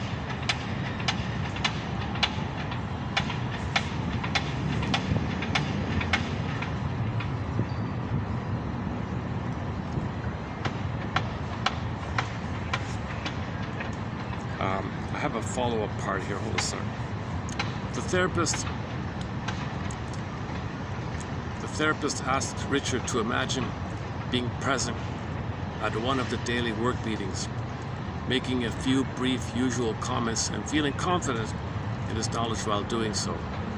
This is an example of symptom deprivation. Okay, so because he had low self-esteem, he wouldn't speak calmly at the group meetings or something. If a client's symptom occurs in a particular situation because it is actually necessary in some unrecognized way, then having the client imagine being in that situation without the symptom is likely to give rise to some specific dilemma or distress, which the client normally avoids unconsciously by producing the symptom. The specific dilemma that arises when deprived of the symptom begins to reveal the client's unconscious knowledge of how, why, and when to produce the symptom in order to avoid suffering that particular distress. The client's emotional brain compels the production of the symptom in order to avoid the even worse suffering expected from being without the symptom. Richard's learned implicit knowledge was that being without his symptom of self-doubting would bring the even worse suffering of being hated as a heavy-handed know-it-all like his father. A symptom requiring schema is a learned but durable mental object having its own definite structure and makeup. Quote, feeling any confidence means I'm arrogant, self-centered, and totally insensitive like my father, and people will hate me for it, so I've got to never feel confident ever. The therapist says, okay, now that you said that, how does it feel to really stand behind your own deep purpose for doubting yourself?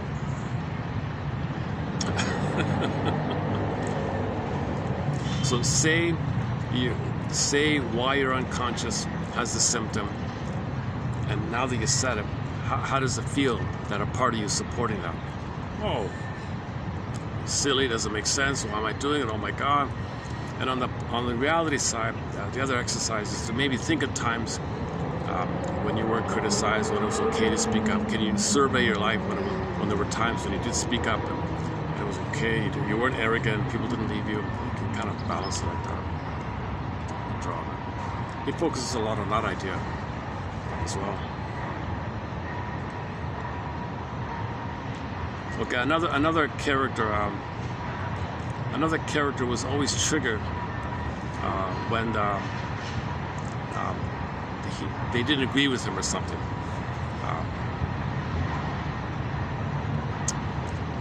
So, quote, the broken agreements theme. So he always thought that people should agree with him. So he called it the broken agreements theme, and still deeper layers formed in childhood. Quote, is there something familiar in your life about this jolting experience of broken agreements? Anything of this kind from way back when you might have felt this kind of betrayal?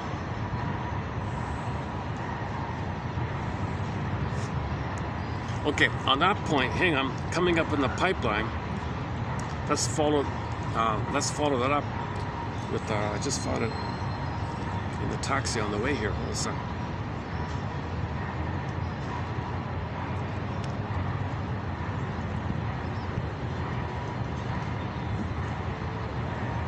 Okay, this is a different client, but a little bit similar. Okay. Somebody with anxiety. Is this the anxiety one?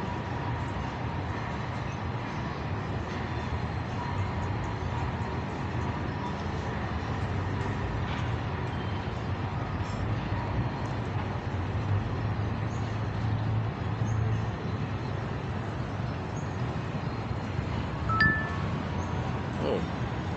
What happened? Something beeped on me.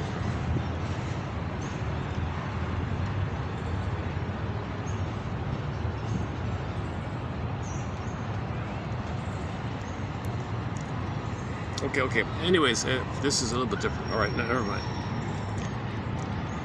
Okay, so some lady, what's her name here?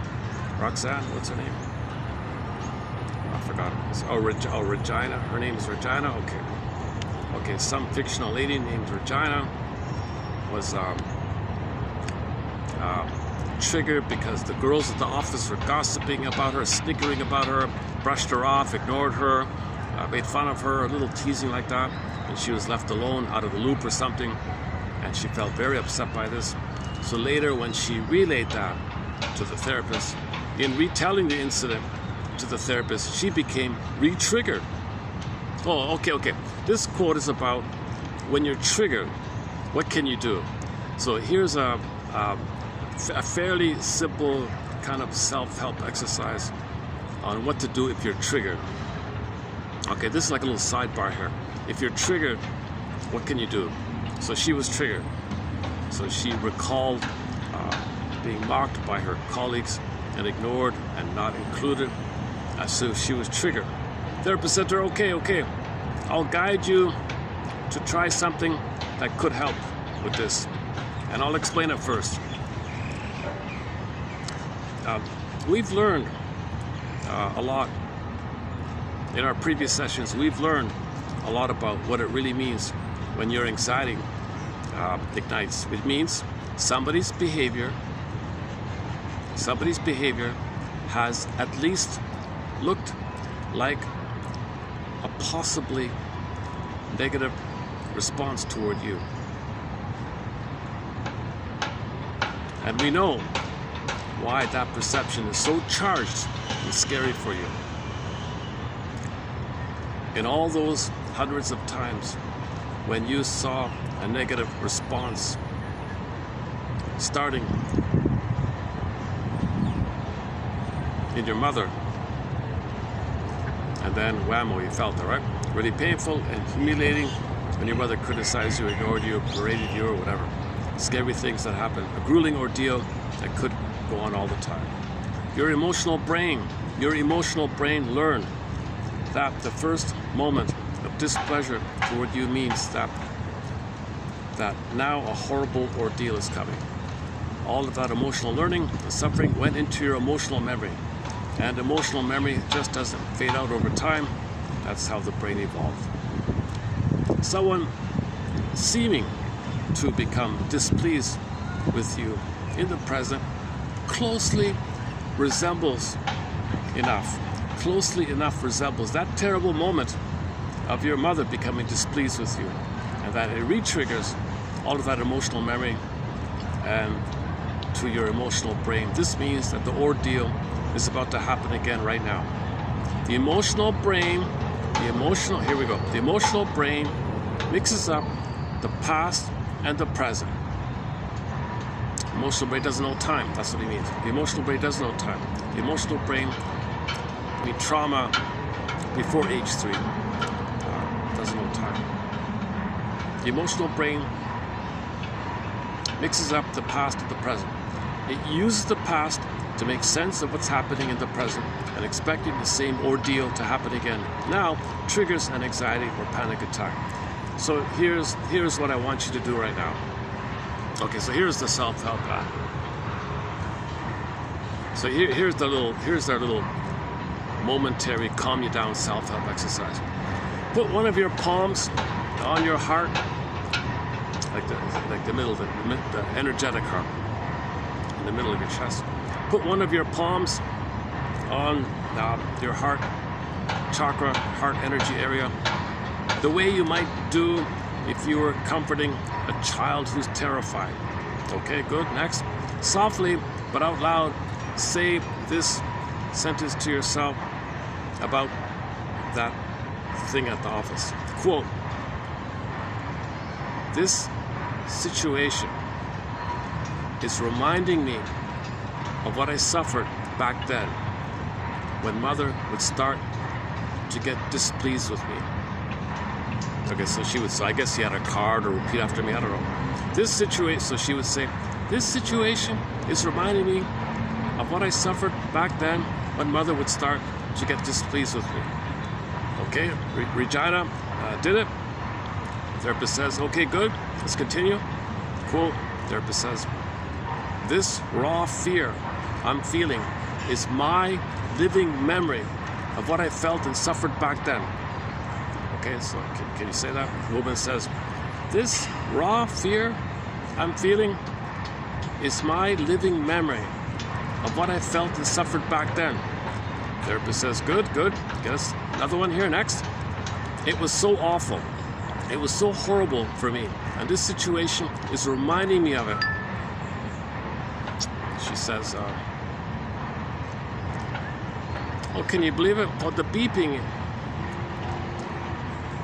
I can't believe it. There's the Wi-Fi from one of the nearby things saying, 'Do you want to log in?' or something. I gotta turn that off. No way. There's no way I can get the Wi-Fi from one of these shops here." Okay, sorry. Okay, third part here. Okay, so, Regina, please say the third part. "It was so awful. Oh, this raw fear I'm feeling is my living memory of what I felt and suffered back then." She said, okay, good. Another one. "It was so awful. It was so terrible for me, and this situation is reminding me of it." Okay, she did it as well. Okay, then he wrote that on a card. So this little thing, this 3-part thing, he wrote it on an index card. And she put it in her pocket and told her to read it several times. Quote, "This situation is reminding me of what I suffered back then, with mother suddenly turning against me. I'm feeling my living memory of what I felt back then. It was so awful for me. It was so horrible. And this situation is reminding me of it." Okay, so whenever you're triggered, you want to prepare a card for yourself that feels right for you, right? So in this case here, she liked this one here. So when you're triggered, oh, it's telling me there's no internet. Oh, the beep up is telling me there's no internet access here. Why would you bother? I'm not looking for internet access. Oh, I see. My phone must be automatically looking for it. Is that what it is? Let me turn that off. Never had that before. Oh no, I had that once before. Yeah. Okay, so if you're triggered, so let's say you're triggered.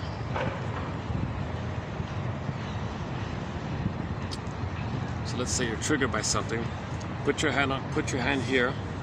Calmly say to yourself, take out the card, put your hand there, and say something like this to yourself. So now you're triggered, you're feeling the anxiety symptoms. This situation now, having been triggered, what happened just now, is reminding me of back then, what I suffered back then, when my mother criticized me, or did this or this happened. I'm feeling my living memory. I'm feeling my past living memory now of what I felt back then. I'm feeling my living memory of what I felt back then. It was so awful for me. And this situation is reminding me of the past. So this situation is reminding me of the past. So you're making aware that it's the past. This situation in the present is reminding me of the past. So you got to have some recognition of them, because the emotional brain mixes up past and present as one. So you say to yourself, this reminds me of the past. This is the present, but this reminds me of the past. So there's two there. So this might work. Who knows? Just give it a try. Oh, got it. Emotionally revisiting original sufferings, giving the client direct experiential awareness that the actual source of the present distress is living memory of past surface. So when you're triggered, you get the antecedent of the past, that's living memory of past sufferings. So if the therapist instead just try to give you a little speech, a little pep talk, if the therapist just gave you a pep talk, come on, don't worry, it's over, get over it, it's the past, that was now, come on, what's wrong with you, don't be a, you know what, come on, if he does there now, come on, don't be an idiot, it's the present, just get over it, forget it, get over it, just never mind, brush it off. If he does that kind of typical kind of thing, it's not going to work. You can't be judgmental in these kind of things. You got to be neutral. This reminds me of a living past where I felt pain.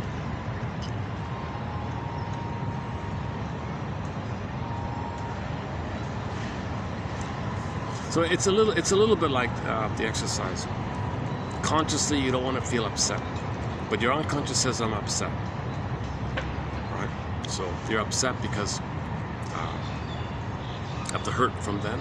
The hurt, but that's the connection. If you didn't have the connection, you'd feel something worse. That's why you're upset, because the connection. You don't want to be alone. You need the mother, like that. So it's sort of like a part of the main exercise. Okay, now let's hang on a second. Now let me zip through yesterday's example of the TED guy.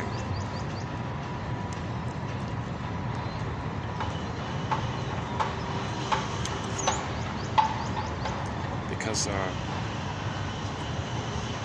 18, 19, 17, 16.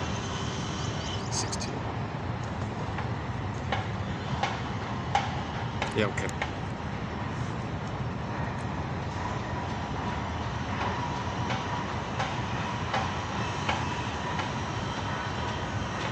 Okay. I was in the noisy. No, I wasn't. No, I was in the restaurant, but it was all dark. I didn't post any shorts from it. To tell you the truth, I haven't had time to post too many shorts lately. So there's a lot of good shorts potentially available. I haven't gotten around to it. So it's in the long rambling videos. So that's, okay, here's the guy. Here's the story I tried to run through yesterday about 33-year-old Ted, okay, just a made-up name, a scruffy-looking man who called himself a drifter, and explained that he had dropped out of vocational training 10 years earlier and had never had a job or had a girlfriend for more than a few months. He was regularly in trouble with landlords over late rent. He said he wanted therapy because, quote, "I'm getting nowhere. It's like I just can't keep at it in anything. Kind of like, what's the use, you know? And then I give up and change to something else, and then it goes the same with that," unquote. Okay, symptom deprivation technique. Ted was guided to imagine holding a steady job. And he commented ironically that this would probably get my father off my back. The therapist, inquiring into Ted's experience of his father, learned that Ted was mired in hurt and bitterness toward his father over what he described as a childhood full of frequent, severe, and rageful criticism, denigration, and shaming by him. Wow, eh? So the father was a verbally abusive alcoholic or something. Well, it was kind of character. There was not one expression of fatherly warmth or love that Ted could remember. Hearing this, the therapist now decided to focus the discovery work on revealing any connection between Ted's suffering of his father's emotional abuse and his presenting symptom of pervasive underachieving and marginality. To do that, the therapist continued the symptom deprivation exercise, but now situated the imaginal experience within Ted's relationship with his dad as follows. The therapist says, quote, "If you're willing, let's go a little further with imagining you held a job. See if you can imagine it's now over a year at this job, and you've been doing good work, and you've gotten a raise. And then you tell your dad the good news. Imagine actually telling him, maybe by phone, maybe face to face, whatever feels right, telling him, quote, 'Dad, I've done good work this whole year, and I've been given a raise, and I wanted you to know how well I'm doing.' Unquote. See how it feels to tell that to Dad. Write to him," the client says. You know, I don't know why, but what you're asking me to do, counselor, what you're asking me to say makes me really edgy. I can't even remember the words here. I don't know what you're saying here. Okay, bracket, this exercise is beginning to reveal experientially an unwelcome effect of being seen as successful by the father. Therapist says, "Edgy, did you say? You get real edgy when you start to tell your dad you're doing well?" Yeah, can't even focus on the words. Therapist says, "Okay, sounds like telling dad some good news about success is very uncomfortable in some way, makes you feel edgy. I'm curious about what comes up if you complete this sentence to dad. Just picture him again and try out saying, quote, 'If you think I'm doing well,'" okay, fill in the blank. There's the free association. So he's supposed to imagine looking at his father and saying to his father, "If you think I'm doing well," how does he fill in the sentence? What pops up for him? "If you think I'm doing well," just say those words, and when you reach the blank at the end, see what comes up to complete the sentence without pre-thinking it. "If you think I'm doing well," okay. "If you think I'm doing well, then you'd stop being on my case all the time." Okay, good, therapist says. "Okay, run with it, do it again, see what comes up. If you think I'm doing well, then when I visit home, I wouldn't have to get torn down at some point." Good, go on, good, do it again. "If you think I'm doing well, that would prove him right.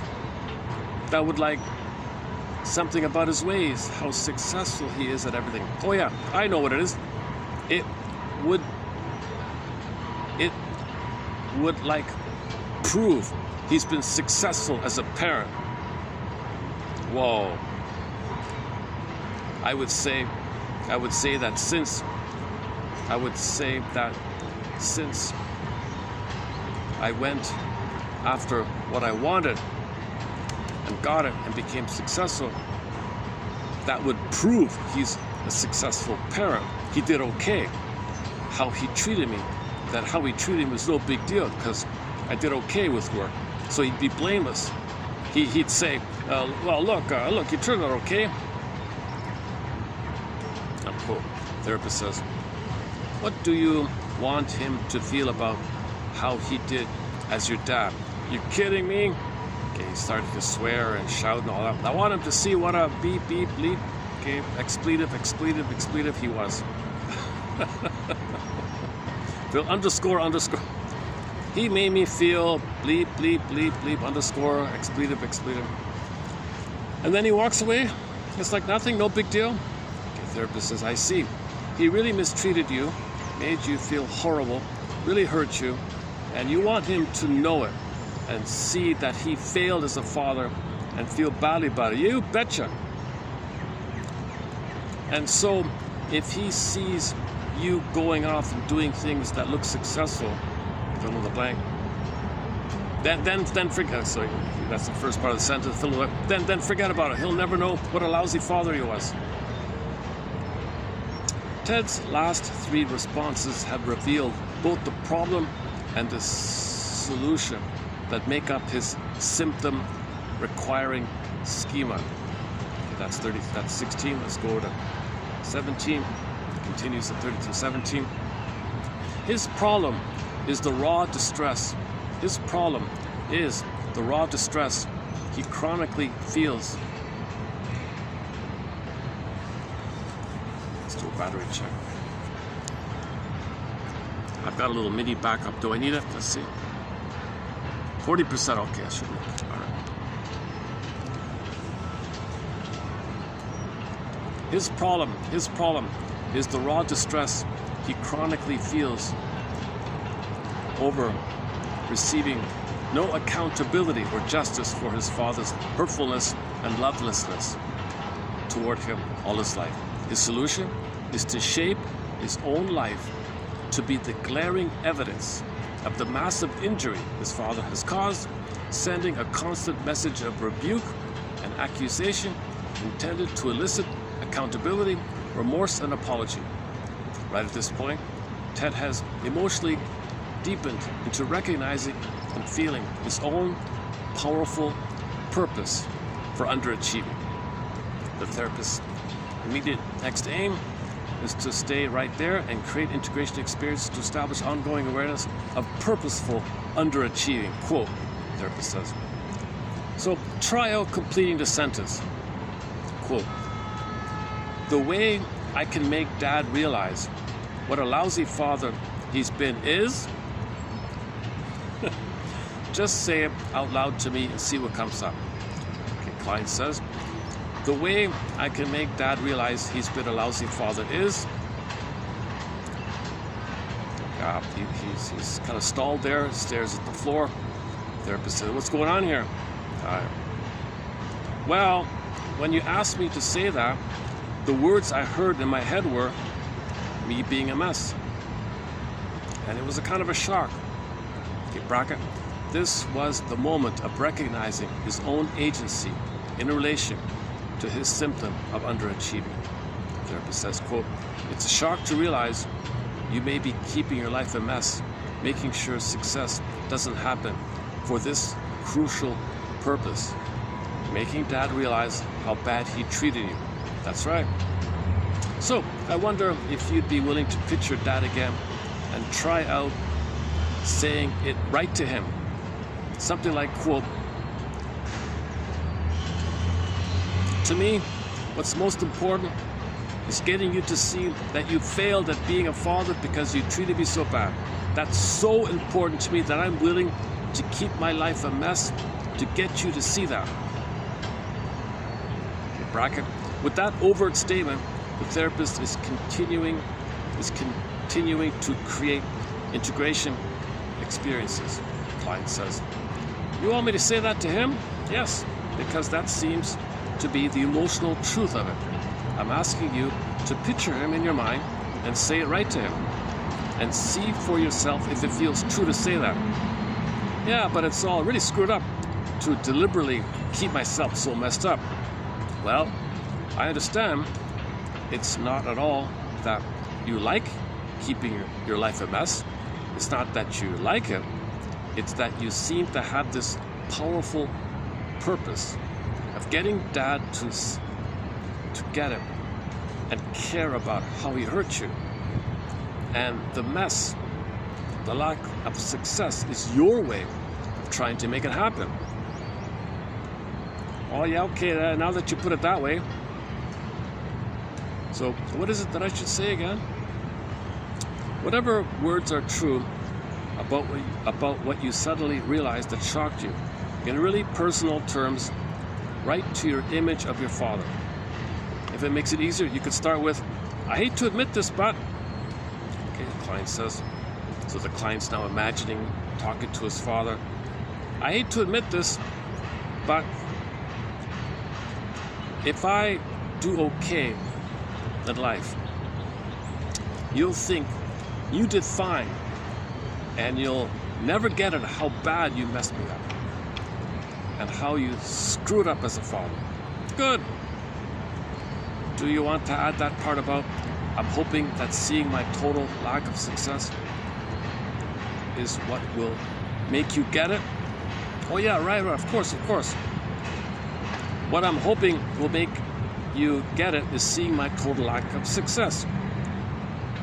You know, counselor, I feel a bit of a relief here. Because like I said, it always seemed like something must really be wrong with me, that I never get anywhere. Okay, bracket. Ted's relief over the deep pathologizing. So it makes sense now, because he had a motivation to show up the father, expose the father of the injustice. He had a motivation. So it's not like he's bad or defective, he just had a motivation. He has some purpose like that. Ted's relief over the deep pathologizing of his underachieving and his emerging sense of purpose and agency in relation to underachieving were key markers of good integration of his pro-symptom schema. At the end of session, the therapist set up a between-session integration task by giving him an index card. He's good with the cards, huh? So the therapist gave him a card that read, quote, the most important thing to me is to get Dad to see that he failed at being a father to me. I hate to admit it, but that's so important to me that I'm willing to keep my own life a mess and get nowhere. To get him to see how badly he screwed up by tearing me down all the time. Unquote. As instructions for using the card, the therapist said, quote, read it each day, read it every day, just to stay in touch with that as you go through the day until our next session. Just stay in touch with it. Don't try to change anything for now. Okay, that was like one session worth, right? So I have the index cards for some of the other sessions here. So he included, so for the other session, so at the end of the other sessions, he would have these other cards. So here are a few of the other cards. Okay, so next card here, quote, since Dad would think my success proves his fathering was a success, I refuse to have any success. How he thinks and feels is more important to me than how my own life goes. Okay, this is called a firework revenge. This is also known as a firework revenge. He wants to express his anger at his father, revenge at his father, and he thinks by being self-defeating, he can't take credit. The father's shown up as a failure father because everyone will see his son as a failure. The father must do, that's good. I want everyone to see what a rotten father. Look what a failure I am. But he sacrifices his happiness for this agenda. So it's like a psychological win, but no, it's a huge. He lost his life happiness for this agenda. That's dysfunctional. But the unconscious was for that because all the anger was there. So you never integrated it, you never processed it, digested it, recognized it, metabolized it. You got to make it over. When you make it over, you're making it conscious. This activity of making it over, the covert to overt or explicit to implicit, you got to make it explicit, and then the system updates itself. Things sort itself out naturally when you make it conscious. Consciousness is the healing agent. You got to make these because here's the card, read the card, make it conscious. That's what he's doing. All right. Since Dad would think my success proves his fathering was this. Since Dad would think my success proves his fathering was a success, I refuse to have any success. Now, how he thinks and feels is more important to me than my own life goes. How my own life goes. Wow. So that really conveys an immense need to grieve, an immense need to go deeper, like that. Because maybe it's really about the mother. You transfer the problem with the mother onto the father. And it might be about the mother right now. So anyways, there's got to be some kind of grief work here. You got to put your father on the couch, put your mother on the couch, see them as failed people, wounded people. They were impaired like that, so it makes sense. And then you give up. You give up hope waiting for an apology. You give up hope to change the past. You give up this kind of thing. Okay, next card here. I don't want it to be true that Dad can't ever admit he treated me wrong or feel bad about it, because then I'd know I've been wasting my life for nothing. That's a zinger. That's quite a good one. Okay. And I'd have to accept being completely powerless to get the acknowledgement I deserve. No more, he says. I give up with this. Okay, for the Twilight Zone episode here is one more pallbearer. Some wealthy guy went to an elaborate effort to get an apology from 3 stand-ins of the mother, three repetitions of the mother. It was impossible. The lesson was, forget it. You're not going to get an apology. If they're narcissistic, narcissists cannot apologize. They feel entitled. It's all about them. They'll be enraged if you expect an apology, because they think they're kings and gods. You should be thanking them for serving them, because they're a king and a god. You're not going to get an apology from an infantile baby god if you're in an adult body. It's not going to work. But you're kind of hoping like that. So you're never going to get an apology from a narcissist. No one ever. It's almost next to impossible for a narcissist to. If he doesn't do therapy or any kind of personal introspection or personal audit or self-scrutiny, self-examination, look in the mirror, man in the mirror, if he doesn't do anything like that, it's not going to happen automatically, because he's fixated in that kind of place. So that's what he's realizing, that the father was a narcissist. I don't want it to be true that my father can't admit that he treated me wrong. So now you're realizing, if the father's a narcissist, remember, narcissists, their slogan, never apologize, no regrets, never apologize, no, I'm always right, everyone else is wrong, I'm a baby king god, everything serves me, I'm center stage, everything serves, the world's a breast should serve me. Okay, the baby and the breast are one, the breast serves the baby. He's coming from this psychology, this mentality. The world is a symbolic breast. He overlays the breast onto the world, and the world is symbolic breast to serve him. So he's still in that kind of mode. If the breast world doesn't function for him, okay, he's enraged like that. He demands it, he coerces it. He's enraged, like he feels entitled and enraged to coerce the breast to give him narcissistic supply, make him center stage, all important. He's a special king and a god like that. That this is the key feature of narcissism, and related to it, of course, there's no empathy. Of course, there's no apology. Of course, there's no warmth or tenderness for others. Of course not like that. Babies are not in that kind of place.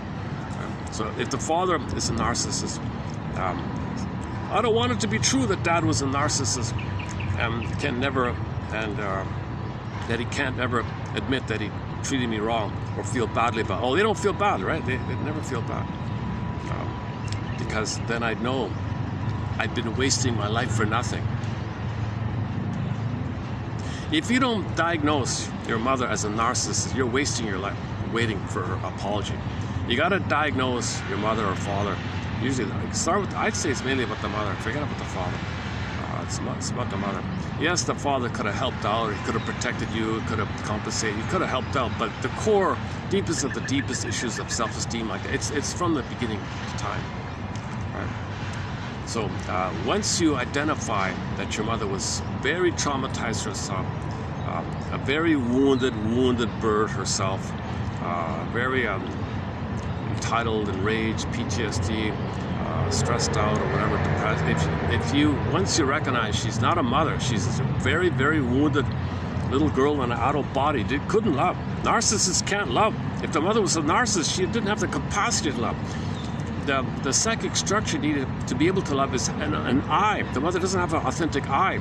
She's still the baby, turning the baby to mother her, because she thinks the baby's symbolic breast for her. She's not loving the baby. She expects and feels entitled that the baby love her. One of life's little switches, childhood parentification. I don't want it to be true that Mom can't ever admit she treated me wrong or feel bad about it, because then I know I've been wasting my life for nothing, and I'd have to accept being completely powerless to get the acknowledgement I deserve. finally says, no more of this, he says. So now he's integrating that.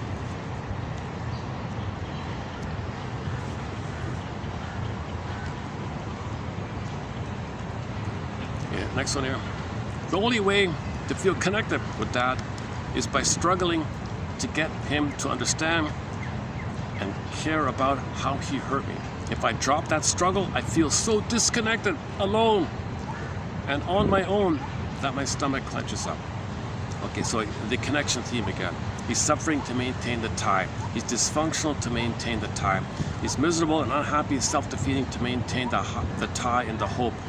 And that's considered the lesser suffering if you had no parent. Okay, let's try with the mother. My only way to feel connected with mother is by struggling to get her to understand and care about how she hurt me. It's not gonna happen, right? Not gonna. No, mothers don't do it. Do you ever see a narcissistic mother in a heartfelt apology? No way. It'll be a trick, a strategy. It'll be a manipulation. Mothers know how to push your buttons because, hey, she sewed them on. If the mother's narcissistic, likewise, she's not gonna apologize. The only way to feel connected with the mother is by struggling to get her to understand and care about how she hurt me. If she's a narcissist, she has no empathy or care or feeling for you because she's center stage. Everything's a thing for her. Everything's like a thing that serves her.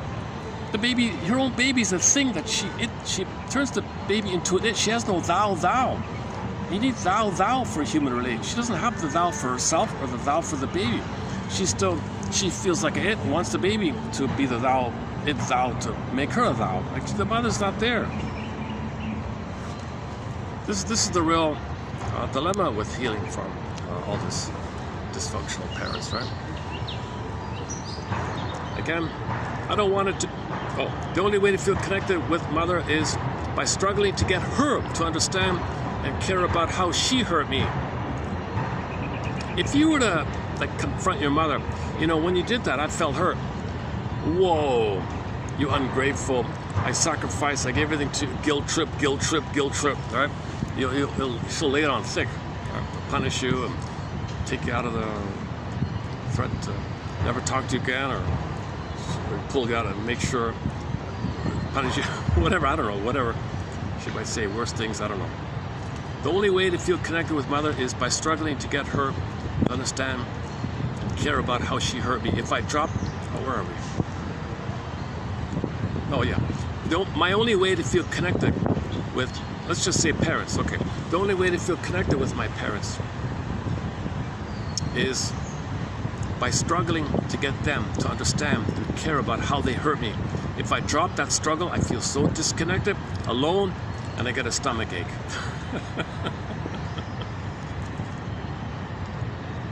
Okay, next one. Even though being so wired or connected into Dad keeps my life on hold while I wait for him to finally have a change of heart and apologize, it feels even scarier to go forward without him, without a father behind me. Last one here. If I go on without Dad and decide to get somewhere on my own, then I'm responsible for my own life. That's really scary, so I'm holding back. Okay, now on this point, go to the Gabe story, The Twilight Zone. So Gabe was dysfunctional, like this kind of scenario. He went into the Twilight Zone, okay, and in the end, he grabbed the pen and wrote his own script. It'll be my mistakes, it'll be my life. I'll make mistakes, but I'll make these mistakes. It'll be my life like that. Whereas before, the mistakes were tied to the memory. Roxanne was writing daily versions of his dysfunctional imprint that tied to the mother. So he was dysfunctional, that was the tie. He was dysfunctional, that was the tie. It was like a script like that. So he grabbed the pen. No, I want to write my own script. Sometimes these things happen in the Twilight Zone. Sometimes you can grab the pen and write your own script. Sometimes you can't unpick the threads of a traumatic script and use those threads to even a healthier script. Sometimes maybe there is such a thing as memory reconsolidation, where there's a natural updating of the system. Your system update, like your nervous system, emotional brain, right brain, system update to present time. it's the year 2026. You want to update to present time. You're not in the past, and then whatever decade in the past. So system update, time update, emotional update. To get this natural correcting update, this is the exercise. On one side, you neutrally notice how you don't like the symptom. On the other side, you neutrally notice how your unconscious wants the symptom and why it wants the symptom and the emotional truth about it and why it's there because something worse would happen, and spell it out a little bit like that. Now the journey to get to this setup is free association, fill in the blank exercises, symptom deprivation. Sometimes you can do the paradoxical thing where to make it clear to you, you assign the symptom to yourself. Oh, every time you're nervous, you eat cookies. All right, your homework. Next time you're nervous, eat cookies.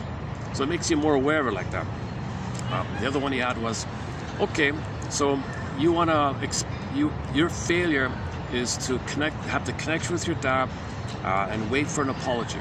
Okay, so keep that agenda, but can you find some other alternative thing to do? Can you swap the symptom? Can you swap the symptom but still do the same thing? The guy's thinking. It helps you to be aware of it. This kind of exercise, a little trick like that, a harmless, benign trick to make you conscious. So all these little quote-unquote exercises or tricks are to make you conscious. They're not violating you. They're just little harmless nudges to make you aware. And then the system updates on its own, like you said. Can I play that clip again? Let's take that up here. Okay, give me a sec here.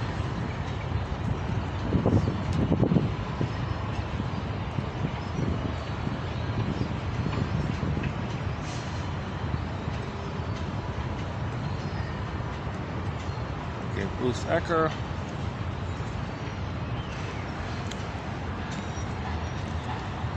Okay, part 3 of 5. He's got a whole bunch of clips here, so I haven't heard them yet, but just on this, I'm just in the middle of, I'm just partway through. I've just randomly clicked one of them. That's all I have so far. Hang on. If you're a native fluent English speaking, oh man, they really, man, this AI really knows how to jar you with, shock you with their ads, like to really. They're always trying to do the Stockholm thing with you. They shock you, trigger you, and then they think it's a connection for your survival. They're trying to tap into the primal thing. When the baby's traumatized, he connects with the mother. They want to co-opt that and trans the connection. So it's a real nasty trick. Some of these ads.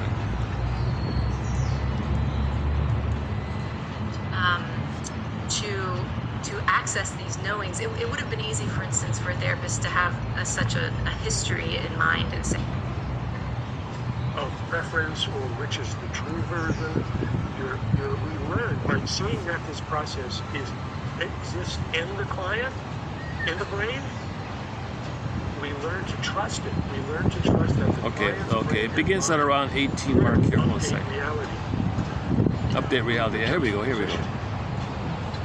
So important that you're just putting the client in front of both, with zero indication of preference or which is the true version. We learn by seeing that this process exists in the client, in the brain. We learn to trust it. We learn to trust that the client's brain and mind will update reality through the juxtaposition. We don't need to it's not personal. No need. And in fact, you interfere with the process when you do it. Yeah, that's the key there. is that because it takes you You're interfering. You're interfering. You want to neutrally notice the two sides. Consciously, I know this symptom is harmful for me, and I don't want to. For example, consciously hold that. Simultaneously hold the other one. They coexist, right? Now the tendency is you might split up. They might split away. You might exaggerate one, deny one, reject one. You might judge one, or compartmentalize them, put them in boxes. Then you're struggling like that. So you got to find some way to really make it more overt, more clear, more acceptable on both sides. At that point, you get the update. That's the healing moment. That's the symptom goes away, because the natural thing is you realize the present, you're not in the past. You realize that your conscious was right. Basically, lots of judgment. Hang on, let me speed it up here. Let's do 1.5 here. Oh, so. Yeah, again, we had to master that, and it took a while. But what you're emphasizing is so important, Tori, that you're just putting the client in front of both, with zero indication of preference or which is the true version. We learn by seeing that this process exists in the client, in the brain. We learn to trust it. We learn to trust that the client's brain and mind will update reality through the juxtaposition. We don't need to it's not this one. No need. And in fact, you interfere with the process when you do any of that. Is that because it takes you up into your head where you rush? Yes, exactly. It takes you up into controlling the process and out of the fully experiential flow of that process. That was I was really noticing as you were describing is it's non-counteractive for sure, and there's another piece of being non-interpretive. So from both, if we're going to fill out the picture a little bit there, it's different to access these knowings. It would have been easy, for instance, for a therapist to have such a history in mind and say, oh gosh, you go to shame, client, let me explain to you, because your father shamed you, so you probably expect others will as well. I mean, it wouldn't be hard for a therapist to map that out ahead, about what we're... That's right. That's another big temptation, and so many therapists are trained to do that. Make interpretation. That's perfectly valid therapy in many approaches. The coherence, the symptom coherence principle guides the fully experiential eliciting of that underlying stuff with zero interpretation, and that's another a rule we follow is to refrain from any interpreting or conceptual explaining in order to get there. Mm-hmm. So sometimes I'll stop myself and have to kind of like get quiet and look for how do I make this show up, not explain it. Yes. I think if I mention how I did it with that fellow, it'll help illuminate this important point. When in the first session, when he described the pattern, which he started off. The starting point was he came in to say, I want to get free of something that's been with me my whole life. He was in his mid-40s.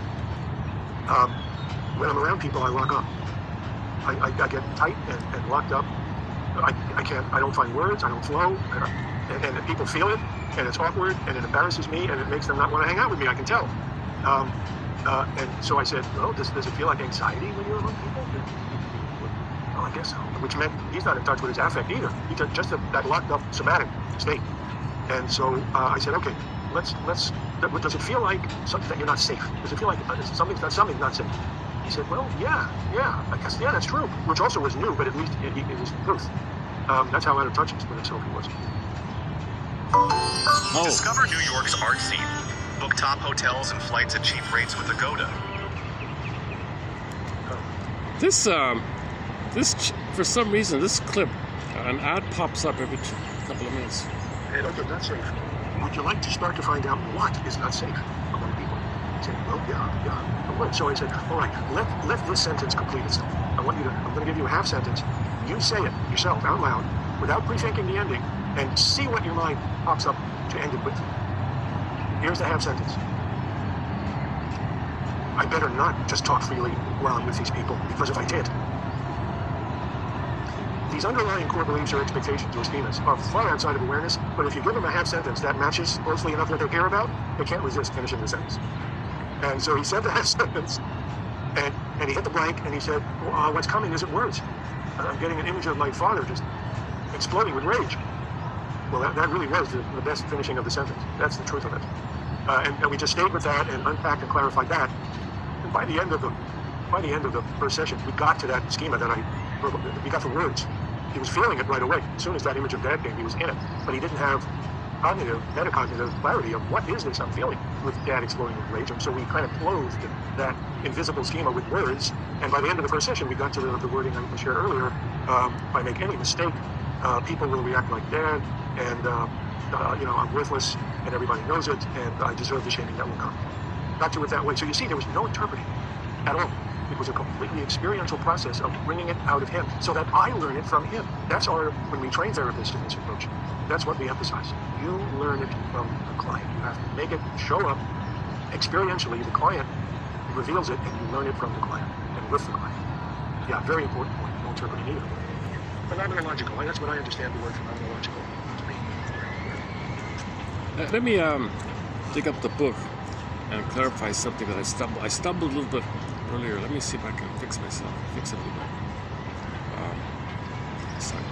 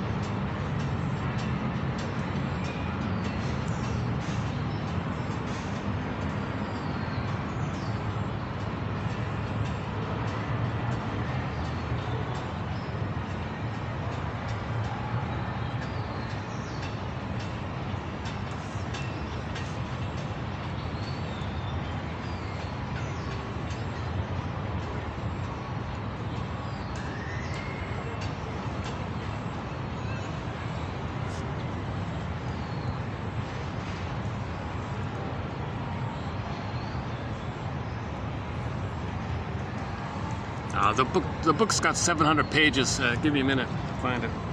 I don't have it queued up here. Where is it? Give me 700 seconds. Where is it?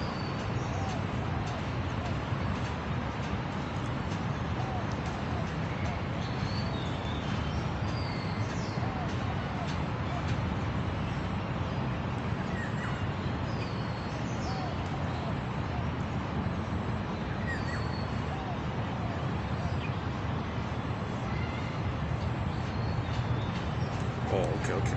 Let me try the search engine. Hold on a second. Give me a couple minutes to find this. So we're doing 18, right? What was it?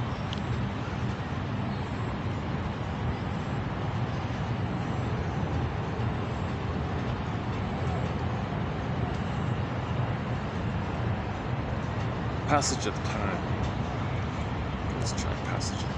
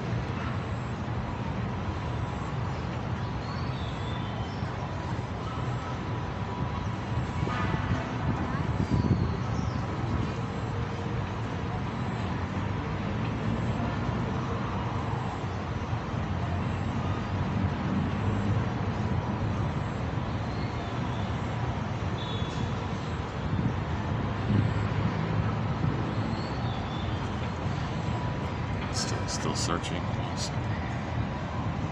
Buffering.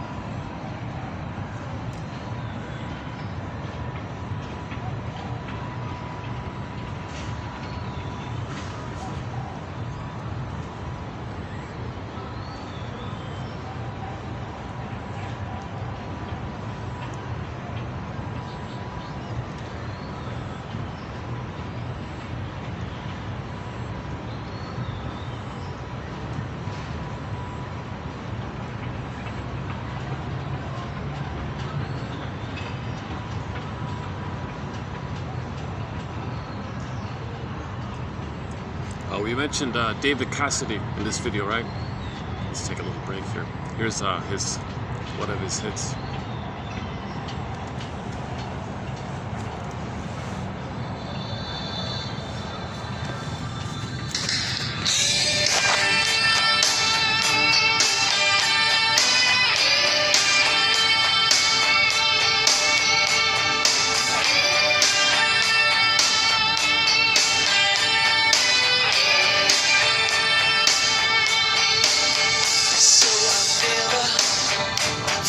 Touch again, I've been used to it. Hearts will break, legs bend. I'll come bouncing back. Barely left a scratch on me. You were nothing but a little plaything. And your love bite, it was only a sting. Baby, when you went, hardly made a dent.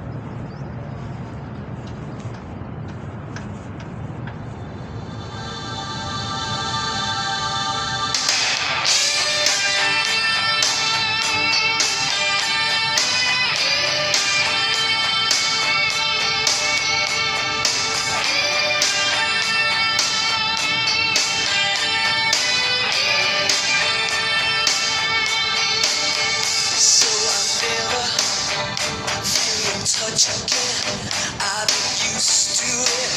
Hearts will break, legs bend. I'll come bouncing back.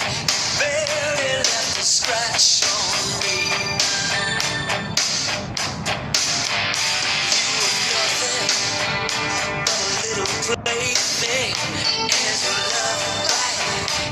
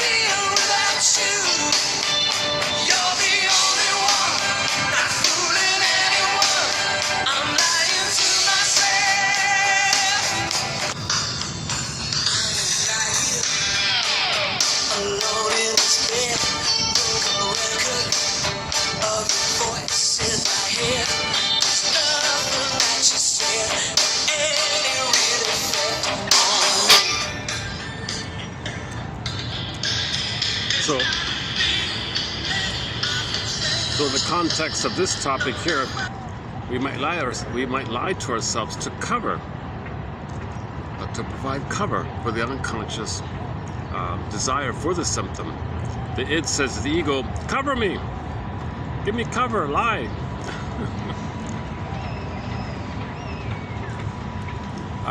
The one thing I picked up, especially from Mr. Ecker, is the sentence completion. Rather than saying, oh, what are you afraid would happen if you didn't eat cookies when you're anxious? You're kind of limited, right? Or sentence completion. When I'm anxious, I eat cookies because, or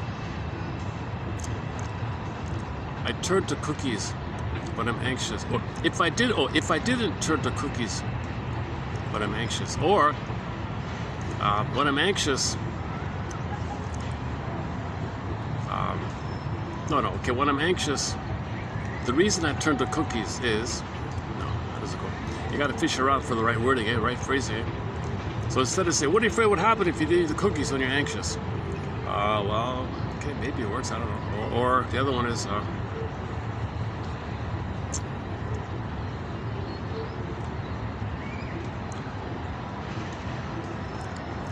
when I'm anxious, I turn to cookies. Fill in the blank, right? Because, and then go on, and whatever you say. Okay, good. Say it again. I turn to cookies because, and repeat it. I turn to cookies because, and go on, and finally, you're gonna get to some deeper thing about some scary thing from childhood, and some frightening thing from childhood, and the cookies is the lesser suffering than the other suffering that would take place if you didn't eat the cookies. Abandonment, usually it's abandonment, loss of connection, existential issue. It's usually an existential fear like that. So it holds on to symbolic mother. That the sugar, we associate sugar with sweetness, food, mother. Food is symbolic mother, the connection to mother. No real mother, so we're using food as mother. So the symptom is emotional eating, that's mother, otherwise you have no mother. So would you rather have no mother? Would you rather have food and no mother? Or no food and no mother? Put it that way, or, I mean emotional food. Right?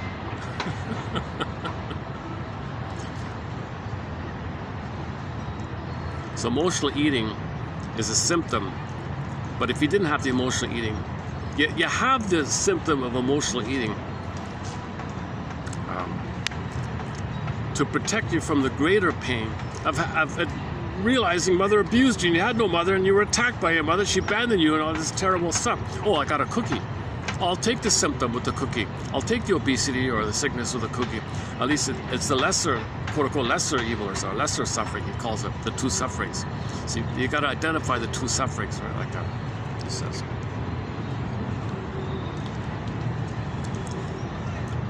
Yeah, okay, I got a ways to go myself. His approach here. So we'll update this. I'm just partway through his two books here. So he's got two books, this guy. Actually, luckily I got it. Hang on a second. 1996 and 2010 or something like that. So the first one, it's still searching. Oh, I can't find it. I didn't bring it. Oh, look at that. It didn't come up. I'm searching for the part about where is it? Let's see if I can still find it. Hang on a second. Oh yeah, he says you don't want to give interpretations. You want to be an anthropologist. So the client, your attitude is you're an anthropologist to discover what comes up. So his approach is, I'm an anthropologist. I'm a psychological, emotional anthropologist. I'm gonna just observe and see what comes up freely.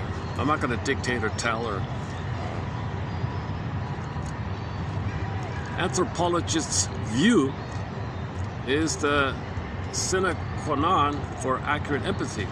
Without this, the therapist is experiencing a pseudo empathy based on projecting his own meanings onto the client's normalizations and is empathizing only with these therapist-generated meanings.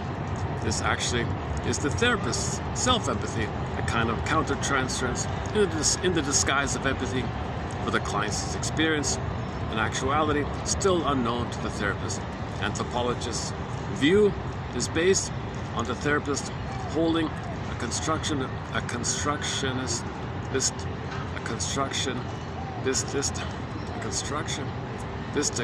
conception of how people know to say what they say. In the example, just consider the therapist's entire approach is based on understanding that there is nothing to be taken for granted, and how a woman arrives at staying hurt from hearing her husband speak to her in a certain way. She unconsciously processes that perception in specific idiosyncratic ways that add up to how she knows to feel hurt. This use of language to provide access to how a presupposition is creating perception is a distinctive feature of constructivist approaches, as theorist Mayer observes, quote, okay, goes on here. Anthropologists' view may be summed up as a defining feature of radical inquiry. Radical inquiry. Radical honesty, radical inquiry. Okay. Radical inquiry in this way. Yeah, so fill in the sentence. That's radical inquiry. If I know that I'm okay, fill in the blank. That's a radical inquiry, he says. During a therapy session, if that which is presented seems easy to understand and familiar, do not assume you already know what it is. Look closer. Have a beginner's mind. Oh, beginner's mind. Zen now. Have a beginner's mind. Do not assume your client's words mean what they mean to you. Burrow into meanings. Get specific. Require the client to get very specific until the client's own meanings are clear, with nothing being read into them by you. Anthropologist's view operates in close conjunction with the next and last element in the stance of radical inquiry: freedom to clarify. Freedom to clarify. So I haven't read any of this yet.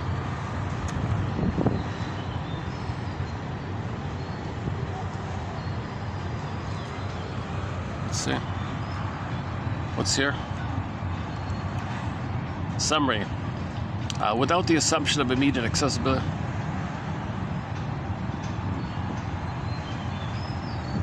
Or radical inquiry. Chapter 5.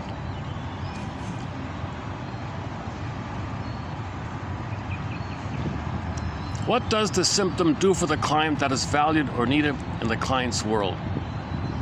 How and in what context does the symptom express or pursue a valid, important need or priority? Yeah, well, that's what Mr. Semrad says, from the 60s. What does the symptom do for the person? Same idea. How is the symptom an actual success for the client rather than a failure? Whoa! So your dysfunction from your unconscious point of view is success. Success! We prevented a worse thing from happening. Success. How is the symptom an actual success for the client rather than a failure? To what problem is the symptom a solution? To what problem is the symptom a solution or an attempt at a solution? What are the unwelcome or dreaded consequences that would result from living without the symptom? What happens if the symptom doesn't?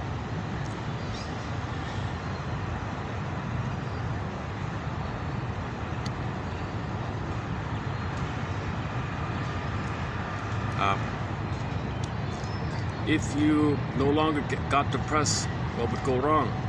The arbitrary and too specific phrasing, what would go wrong, did not capture the particular way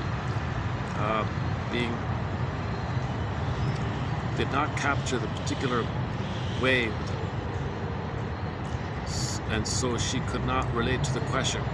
It proved more fruitful when the therapist revised the wording to, it will feel much better when you no longer feel depressed anymore, but at the same time, is there any way there might be some new unwelcome effects or some difficult side to it when you no longer go into being depressed anymore? It's a little more open-ended, so he's all for all these open-ended kind of and the open-ended questions. Oh, questions for radical inquiry. Well, let's try this. What's this? What would it mean about you or your life, your marriage, and so on, if the problem never changes? What would it mean about you if the problem never changes? Okay, radical inquiry. You've said that the change you want from therapy is X. What is it that makes having X as important to you as it is? What would having X mean about you or about your life? To whom else does it matter most that this problem change and why? To whom else does it matter most that this problem change and why? Is there something important that the symptom does for someone else? Oh, okay. Is there something important that the symptom does for somebody else? Family systems theory, right? Specifically, what about it?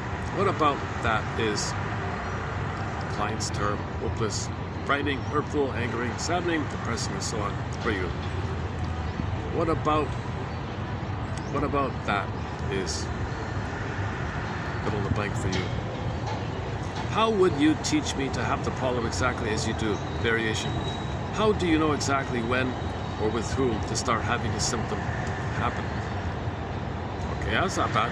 How would you teach me to have the problem exactly as you do? How would you teach me to have the problem exactly as you do?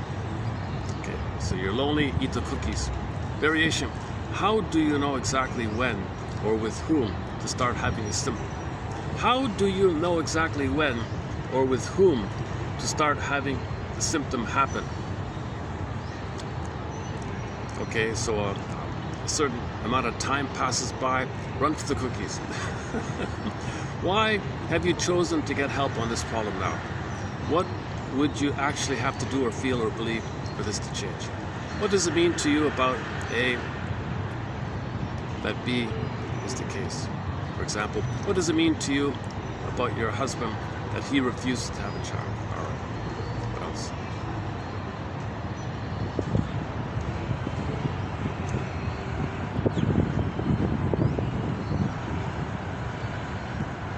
Oh, okay, and he runs. Oh, yes, and he's okay. He runs through them. Well, that was a table of contents. Oh, I see.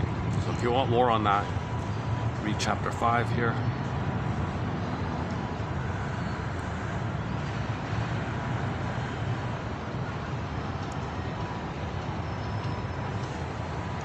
It's the other book. I want to find due to space limitations. When I read that other part earlier over there, at the skate park thing. I skipped out things to the space limitation, but now I realize I regret that. I should have kept it in. Let's see if I can find it. Okay, let me just randomly. Oh, I know. Oh, hang on. At the end of this book, this is his second book. He's got a little, or a glossary of terms. Let me read out his glossary of terms. One second.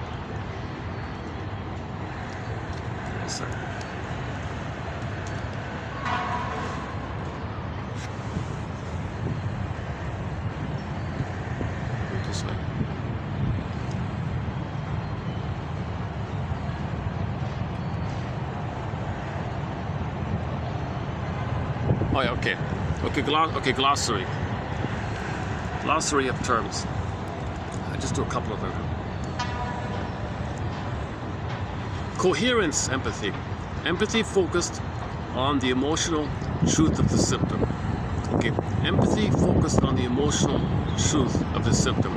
How the client's symptom is necessary to have and makes sense to have according to underlying adaptive emotional learning. A specialized use of empathy in this approach, and a key practice for swift, successful retrieval of implicit symptom generating emotional learnings. Okay, so this is a huge empathy thing here. If you know someone is being fill in the blank, okay, his unconscious wants that as a symptom to protect him from something worse. So there's empathy for others as well, right?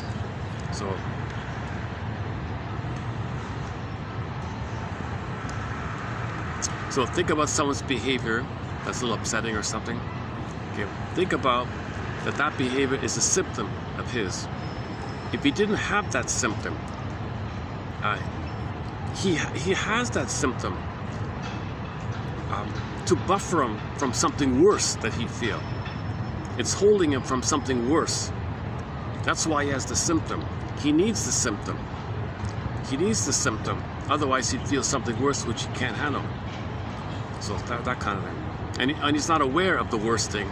And he's not even aware of the symptom being a lesser symptom of the worst symptom. He's not even aware of either of them. He's not aware of those two sufferings, he said. So empathy like that. Again, empathy focused on the emotional truth of the symptom, how the client's symptom is necessary to have and makes sense to have according to underlying adaptive emotional learning. Specialized? Yeah, okay. Like what I saw earlier, I don't want to talk about a personal thing.